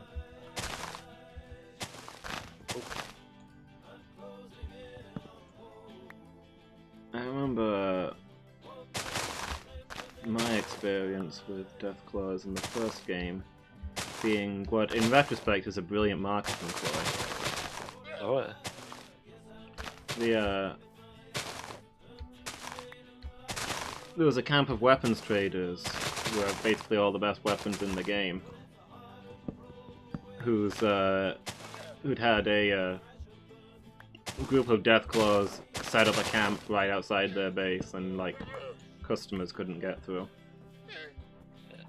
So you have to fight your way through you have to get past a whole bunch of Deathclaws to reach them, and be able to buy, you know, the best weapons and stuff. And you know, at first I thought, you know, it's not great custom to have people need to go through a camp of Deathclaws to get to you, because, like, you know, they're not going to do it. You're going to get less people in.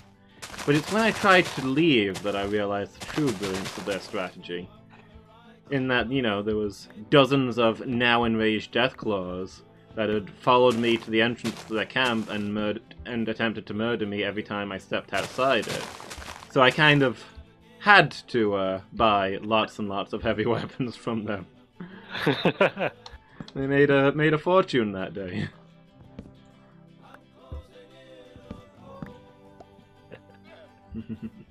Yeah, that's clever. Yeah. Playing the long game. Also, if you can, like spam, you know, if you've leveled up differently, then you don't just spam laser weapons at long range, and you're unarmed high enough. Boxing a Deathclaw is fantastic. Like if it works, you feel pretty amazing. Yeah. Going toe to toe with a Deathclaw. Mm. Yeah, come at me, bro. That's pretty cool. Yeah, I can imagine that. I mostly use flamethrowers. Yeah. I used LAER, and I don't know what that stands for, but I found it. But Sure. clearly a light assault rifle. Is that in case you encounter 30 to 50 feral hogs? Yeah.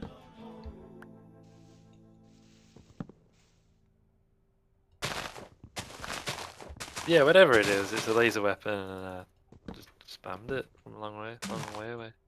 And they all died. I Laser mean, assault it's a rifle? bit grim when you're spamming it and you realise you're gunning down their children, but still, it's Deathclaw, isn't it? Yeah.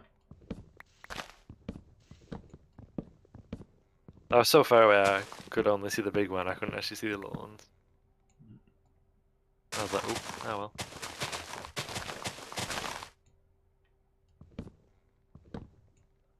And then I tried to leave. Yeah. That's when I ended up in close quarters with several Deathclaws. Yeah. They cut off my escape. Fortunately, I got a pair of knuckle dusters called Love and Hate, and that just carried me through.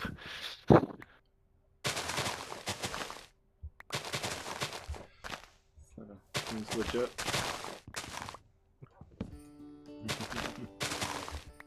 Stole them from a drug dealer. Hmm. Technically, Probably better that he doesn't have one. Yeah, I think so. I've got like really good karma and everything, so I must be doing good deeds. Yeah.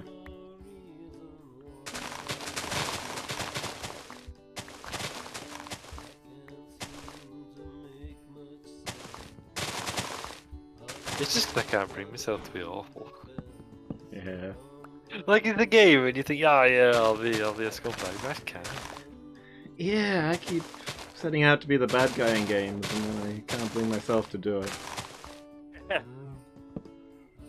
Like I mean to. I'm like, yeah, I'm gonna, have awful karma and do all the bad things, and then just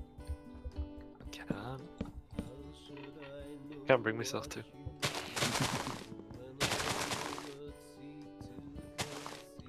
But I used to work with, he said that he had the same problem.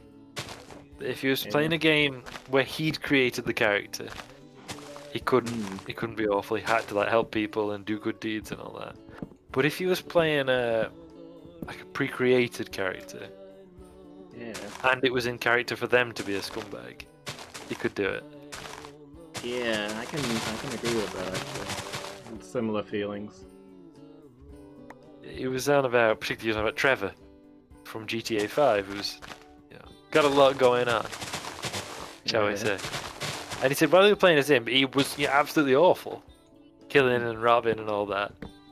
But when he played Skyrim and he created the character himself, he couldn't hurt to fly. Yeah.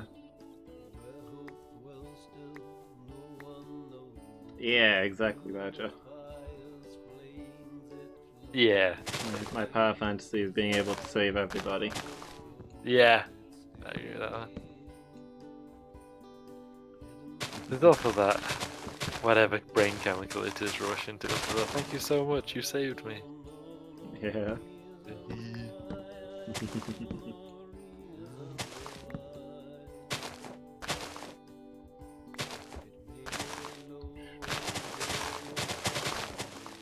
I mean, if you go there, that doesn't mean that you don't do. It doesn't mean you're a saint, though, in that regard. Yeah.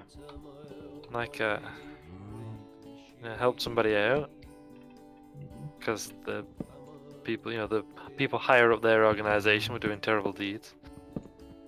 So I put a stop to that with him, and he's like, "Well, I guess I'm in charge now. Here's a reward. Off you go." And then, as he walked away, I shot him in the back of the head. I was like, "That's for character I won't name, because spoilers." Yeah. Well, you don't treat women that way.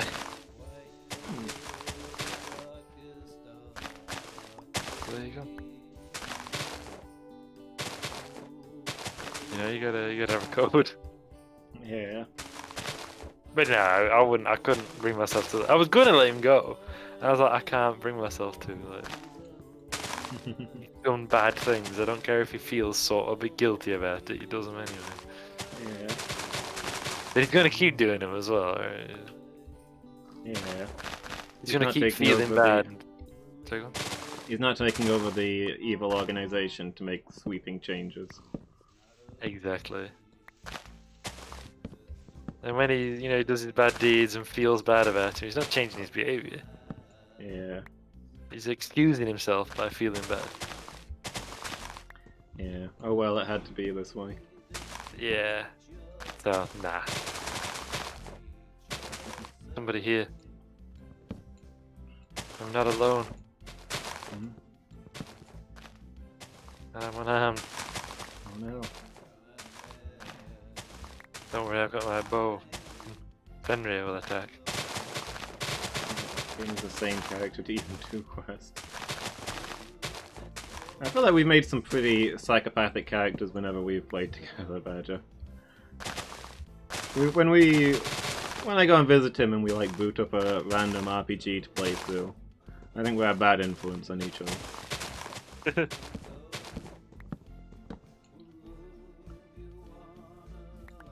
I say, imagine if we did horrible thing and then Badger does horrible thing. And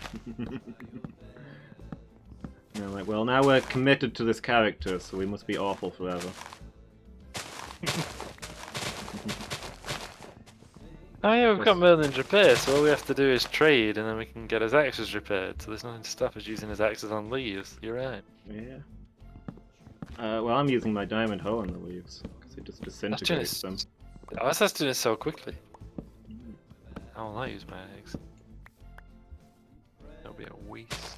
I'm really high up now. I was about to say I'm really high, but not in that sense.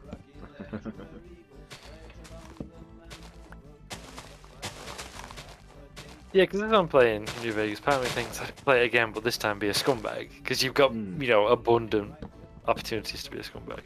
Yeah. And I don't know if I could do it. Don't know if I could do it. Which means I don't think I could ever side with Caesar's Legion. Yeah. I just don't. They're too awful. I just don't know how to do it. And I was thinking as well, like, this is one of the factions I quite liked, but they've asked me to do something that I don't want to do. And I was like, maybe in another playthrough I'd do it, and I thought, I don't know Nuralon if I says can. ZZZ. I don't know if I could do it.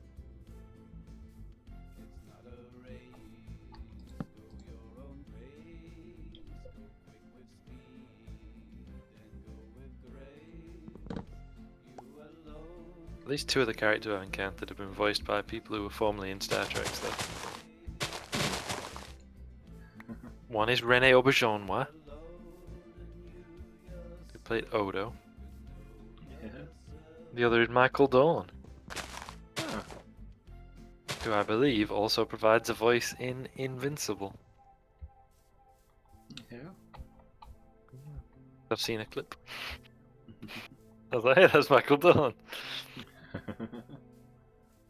He was Worf on Star Trek. Imagine you pointing at it and waving frantically to get the attention of passers-by. Yeah. Yeah. I'm in this photo and I don't like it. I don't know where I am. I'm disorientated. So if I just start cutting chunks of wood out of this tree, till I find out where I'm supposed to be, I'll be fine, won't it? Yeah.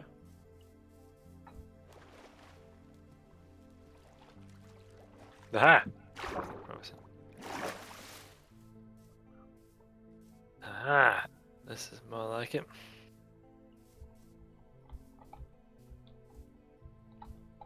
Look it down again.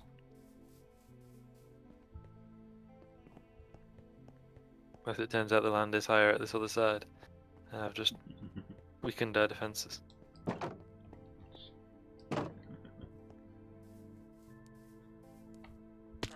Didn't know you could have such a use for a diamond hoe, by the way.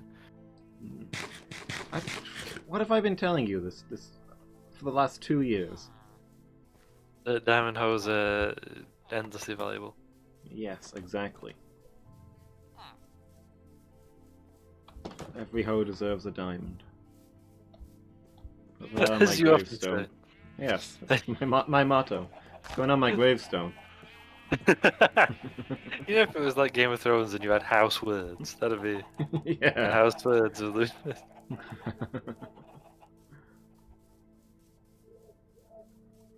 The fella I mentioned said he can never play a scumbag even though he intends to.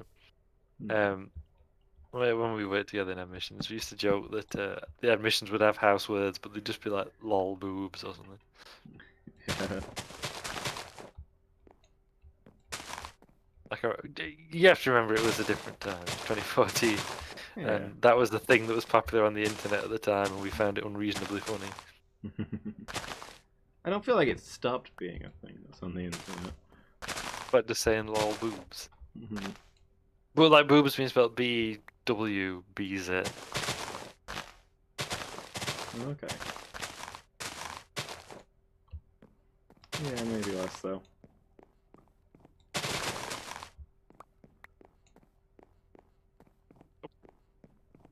I spent a while getting up there. I probably shouldn't have jumped down, but I need to know where I am and what's going on. Ah, the gate. You got a diamond hoe. You got a diamond hoe with melon repair. That's super useful, isn't it? Yeah. You burn through it all, clearing all these leaves, which is a massive chore.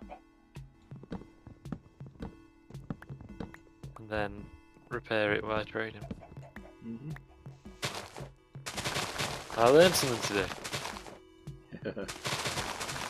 Every day's a school day. Everywhere's a classroom. Oh, what was that awful quote that used to be on the wall in hospital? And it was that like horrendous paraphrase of Churchill. Yeah. Traveling through the Valley of Death is not the worst thing. Staying in the Valley of Death is. Something like that, weren't it? Yeah. Which I believe it should be, if you're going through hell, keep going. Yeah. And somehow they butchered it. Yeah. And, credited it to one of the nurses. Yeah. It's like she just misremembered a really simple quote from Churchill. Yeah. Was a scumbag, by the way. Churchill, not the ward sister. Not a good guy. I don't actually know that ward sister personally, so maybe she is. Maybe she is a scumbag. Maybe she's a big fan of Churchill. I mean, a lot of people actually don't know about his scumbaggery. Yeah. We're not told that bit. Well, I mean, he said it though, didn't he? History shall be kind to me, for I intend to write it. Yeah. And it worked out as he projected. Mm-hmm.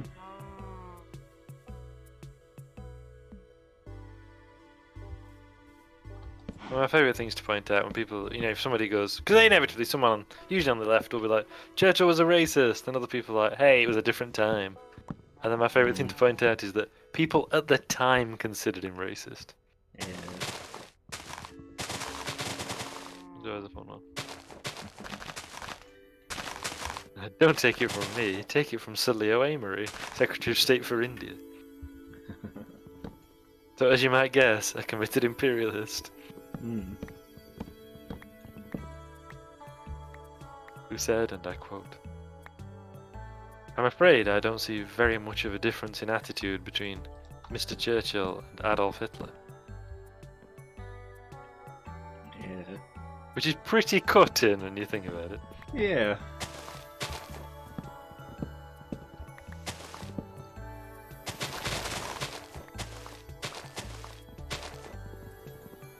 kind of feel like it's almost obligatory now if we talk about Churchill to be like, by the way, it was a scumbag. Yeah. Just because like, people don't know. Mhm. Then they get mad when people point out the truth. Yeah. Because if you're only used to a kind of revisionist version of an event, the actual event will feel like a lie. Like, why are you making up this stuff? Like, well, actually, no. Mhm. There we are. Witty, though. Yeah. In an That's- unpleasant kind of way. Yeah, you mean like, you, sir, are drunk, and you, madam, are ugly, but in the morning I shall be sober. Yeah. Like, it's clever, and you kind of go, oh. But yeah, it's kind of nasty as well. Yeah. I do like the bit in Family Guy where they go back to the Second World War Britain for whatever reason. And, oh crap, well, not good. And Stewie's really excited when he sees Churchill. He's like, oh, well, here's some of his famous wit. And this lady says, you, sir, are drunk. And he's like, and you're a fat beep beep. And Stewie's like, oh, I guess history only recorded the good ones, huh?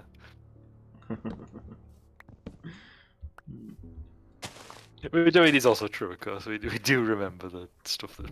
Yeah. I didn't mean to go this far. I mean, not what we're saying. I mean, literally, physically. Yeah, you I shouldn't meant have, to go as. you shouldn't have gone this far in, criticizing a war hero, Exactly. Yeah. If it wasn't for him, we'd all be speaking German. Mhm. There was nobody else involved in the Second World War. It's true, it's pretty much just Churchill. Just out there with his cigar, just like Yeah. punching Nazis, I guess. Mhm.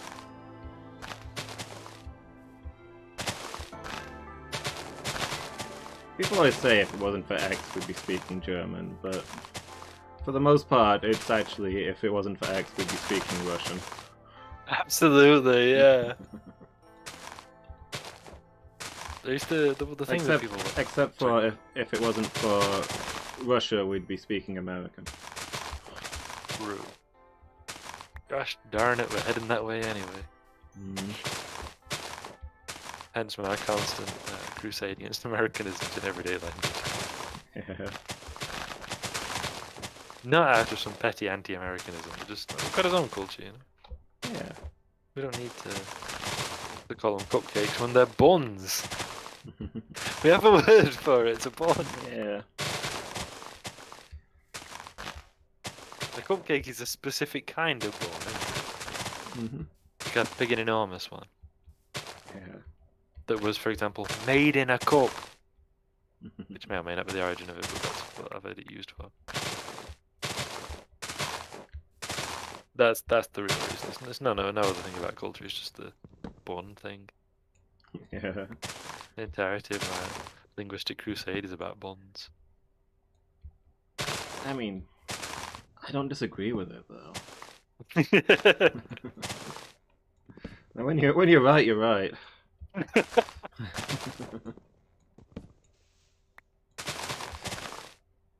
But he's right. That's the other meme too. He's out of line, but he's right. Yeah. Yeah, it's like you're saying, it's absolutely a forgotten part of the Second World War is that the Soviets kind of won it for us. Yeah. And people are like, but we broke the Enigma code. We did, and that was a huge deal. And it did contribute towards our eventual victory. And yeah, there's Lend-Lease, and yeah, D-Day. But the Soviets would have won anyway. It was just a matter of time. Mhm. It was the Soviets who took Berlin, of course. Etc. Yeah. Neuralon says ZZZ. 80% of Nazi casualties were inflicted by the Soviets. Yeah. Which it's one of those figures that's kind of hard to get your head around. Like all of the Allies except the Soviet Union combined inflicted only 1 in 5 Nazi casualties. Yeah. The rest was entirely the Soviets. Hot damn.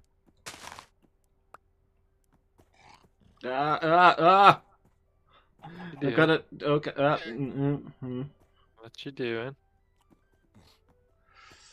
I, I'm inside a llama, I guess. It Uh, jumped off a I can ledge, landed on me, and now we seem to share the same space in existence. uh, okay. Yeah. Thought for a minute you'd done like a tauntaun off of Star Wars. I climbed on the thing's back to escape. Crawled That's out from inside it, I guess. That sounds like something from a myth, and you had to like cling to the back of the llama to escape.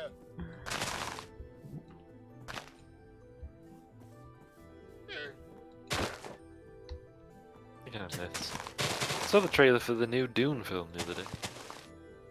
Yeah. It looked good. Hmm. Will it be good? Is the next question. Yeah. The trailer looked good, and that's something, I guess. Yeah. We've all been conned by trailers before. Yeah.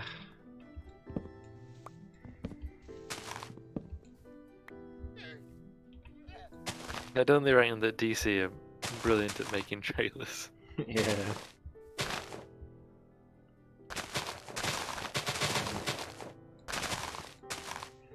They do a good That's job the of making their terrible, terrible films look good. Yeah. Like the Suicide Squad, the first one.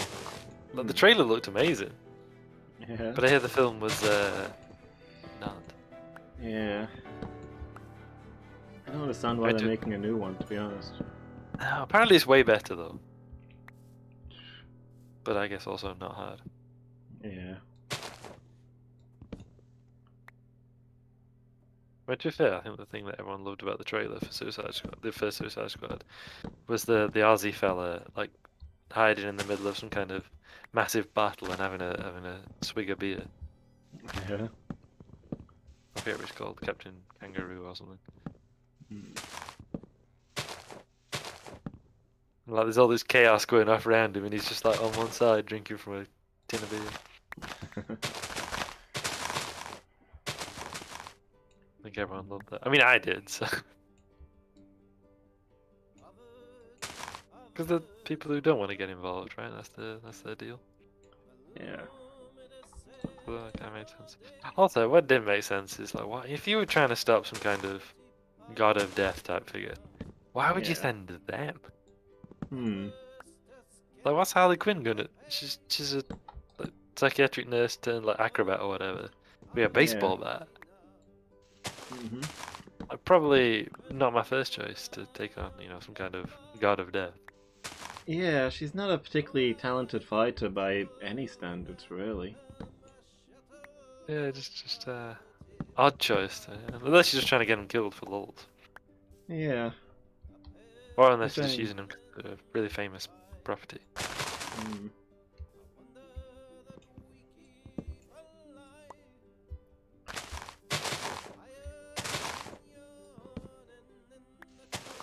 I remember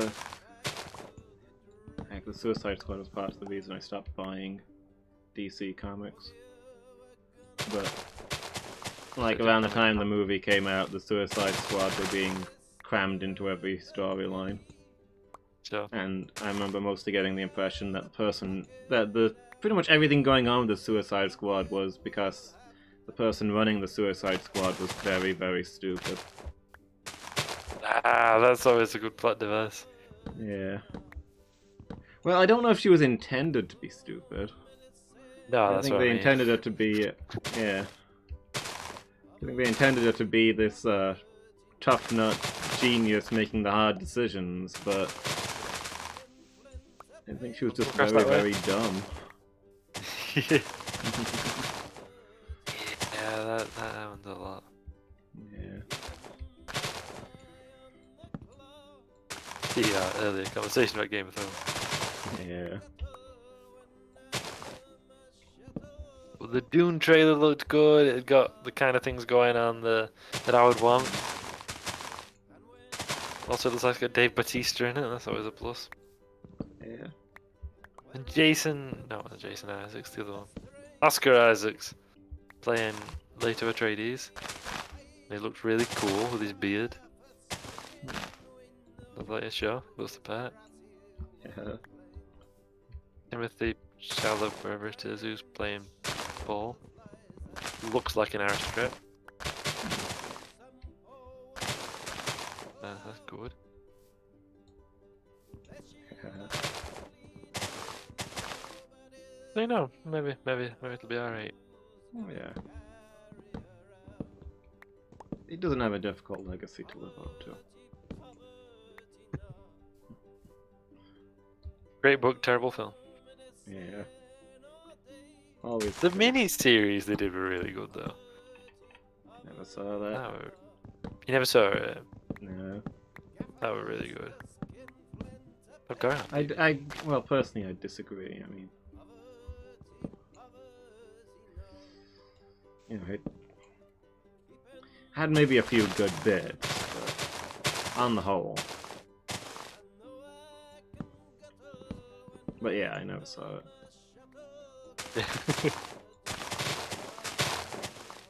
I liked it. Oh crap! Well, yeah, then you would. Loomis, where are you? Which side of the wall are you? The inside.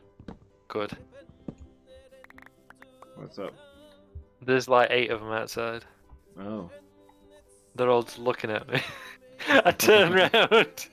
Yeah. There's a whole war party out there. Hmm. They've all got their crossbows leveled at me. How are we handling it? I've got no armor.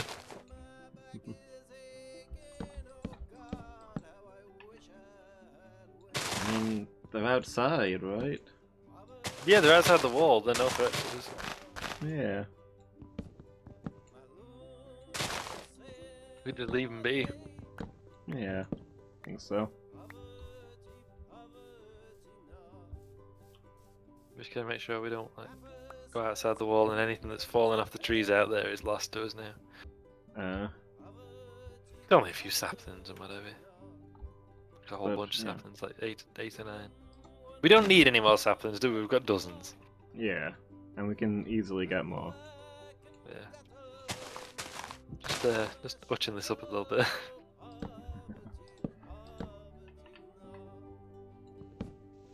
They're not making any hostile moves. There's so many saplings. They're not making any hostile moves. They're just leveling crossbows at us. If they But open I bet fire, if I were to open fire, sorry, go on. Say, if they open fire, I'll be over there. Yeah. I bet if I were to shoot them, they'd return, but I'm not going to provoke anything.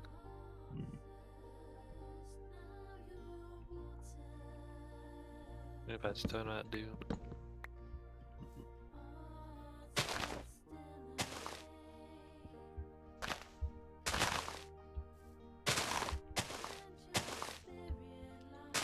The visuals look, you know, a good rendition of what Dune should be like. Yeah. They're kind of shadowing me on the wall a little bit. Like some of them have followed me over here. But again, they're nothing hostile yet. Oh, yeah, I see them. Oh, they're right outside the gate, huh? Are they as well? Oh yeah. They're moving around a little bit.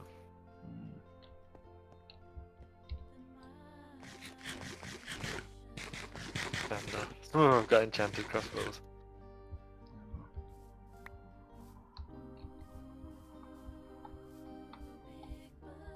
Gonna put this shield on. But yeah, they're outside the wall, they can't harm us. Yeah. The high hail protect us. It's just designed to, thank you.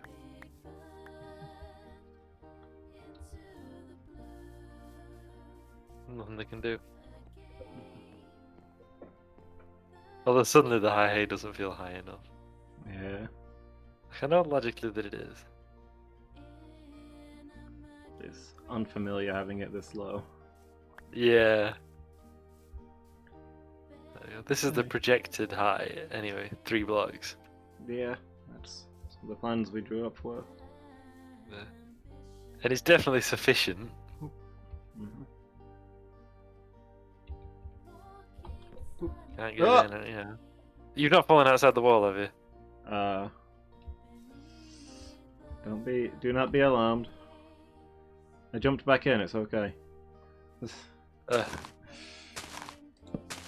Let me now block Jumped up the back hole in. that I... Let me block up the hole that I used to jump back in, yes. Yeah, there is a chance that in places will expose where leaves have filled in where what should be wall. Yeah. We'll have to just address it as we go. Oh, I'll tell you what else I saw that looked cool. You know how Amazon's doing a Lord of the Rings series? It's not Lord of the Rings. Yeah. Tolkien is Middle-earth, it's not Lord of the Rings. And I don't mean that as a slam, I just mean... I'm not being like, it's not true Lord of the Rings.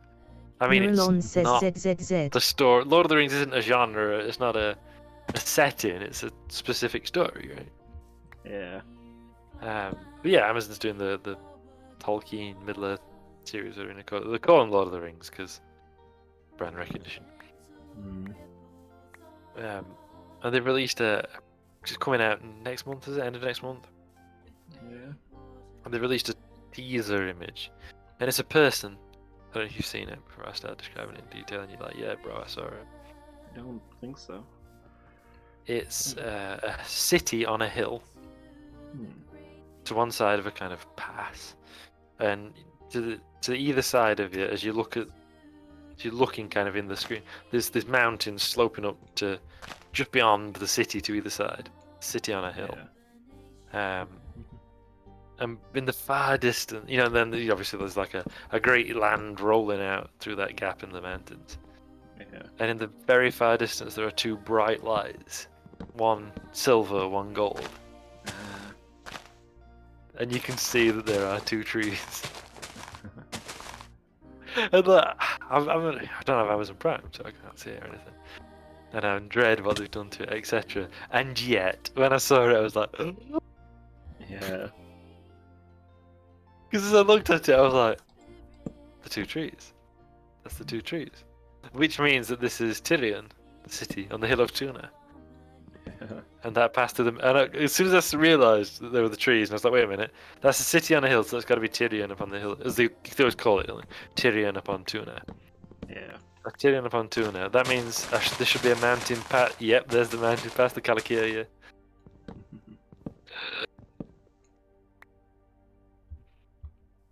I thought that was so cool. And I mean, it's supposed to be set during the second age, so assumably there'll be like flashbacks or something. Yeah.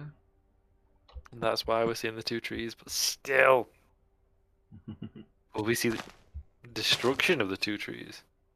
In which case, will they ruin Ungoliant? Probably. Because, I mean, I don't know how you'd depict her on screen. Because she's not a giant monstrous spider, is she? Yeah. She takes the form of something akin to a spider.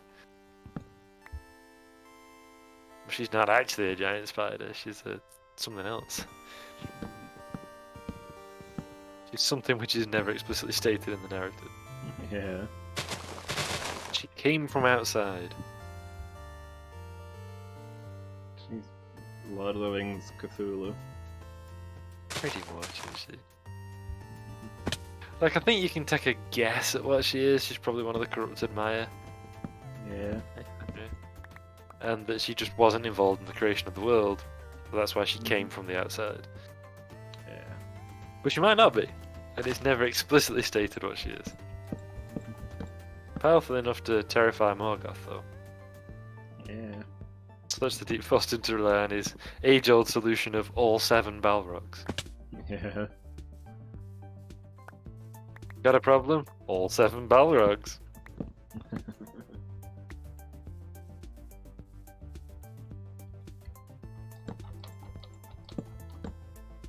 Still out there, BT dubs. They've moved on towards the temple a bit. Spread out a bit. Glad we didn't accidentally trigger a siege. Yeah. Ugh. been in November. We're in November? Yeah. November, December, whichever it is. It's been 2 years since the siege. Yeah. And that changed everything, because that prompted the building of the, or the growing of the high hay, Yeah. and the lighting project. Mm. Because we suffered almost as many losses to random monsters as we did to the enemy. Yeah.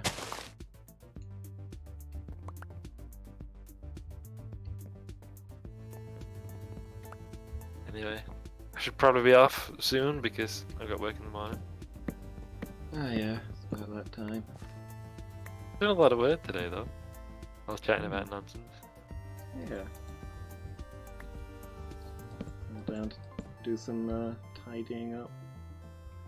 It's quite almost. People always describe things as therapeutic. It kind of is just turn together. Because we've not seen each other that much recently, have we? Hmm. Just turn out whatever while we do mundane tasks. Yeah. Cover a lot of ground.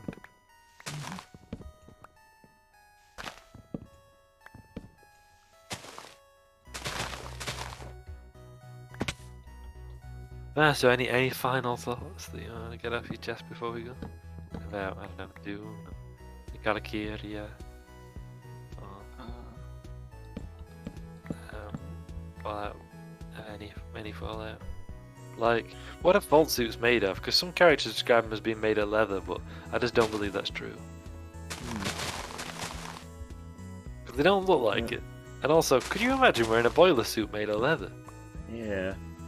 Like, I don't think that'd work.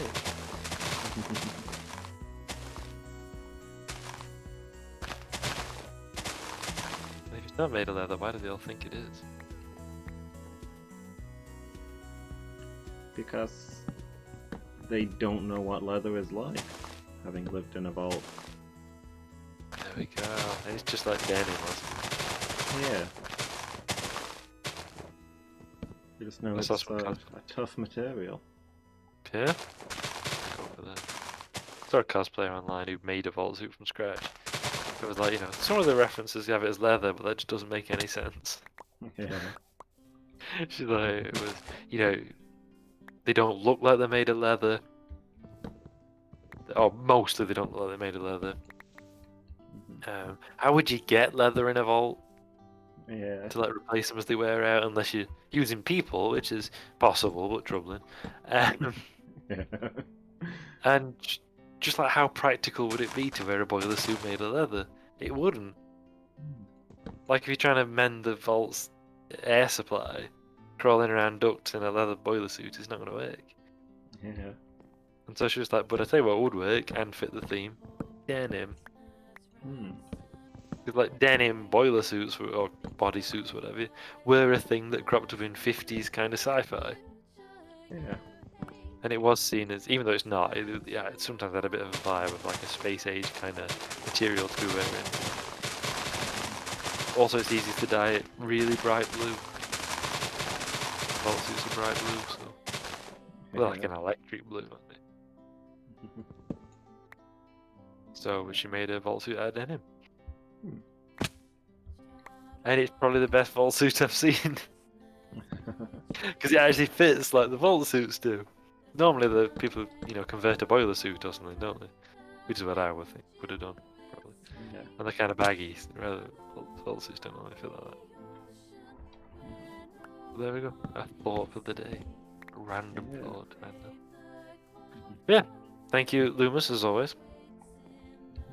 Yeah, thank you for being here. Had a problem. Appreciate it. It's been good. Yeah, it has, hasn't it? Yeah. Thank you everybody for watching. Kinda had to jump my way through these. Since you were doing like good stuff tidying them up, I just kind of plowed ahead and scythed out chunks of leaves and stuff. Hopefully that'll make your job a little faster. It'll make it a hell of a lot faster, thank you. Yeah. Using that hoe as well is a lot quicker than me doing it by hand. Yeah. And yeah, all I've got to do now is just neaten up the wood to get it to... Because it's not going to be the same all the way around because it matches for the terrain. Yeah. I've not messed with the wood, I've just scythed out the leaves. I mean, I might be tempted in places to actually just dig out soil so we can have the high hay looking neater and more level, but that's a question for another time. Yeah. What you've done is allowed me to focus on the wood, which is a huge help, so thank you. Yeah, no problem. Should have been here sooner, really. This is a communal activity. Yes. All got to do our duty for the city. Exactly. Community service. Yeah. Yeah, we all got to work together, haven't we? Yeah. Do our part. From each according to their abilities, Mhm. to each according to their needs. Yep. Should we back? I mean, are we back on Friday? If you are, I am. Yeah, should be, unless I get a last minute shift. Cool. We're back on Friday then. Hmm. Oh, they must get a last minute shift. Yeah. All right then. We'll see, I guess. Yeah. Thanks for being here. Thanks everybody for watching and chatting. Appreciate the company. And yeah, I hope I'll see everybody next time. Until then, have a good night, everyone. I'm out of here.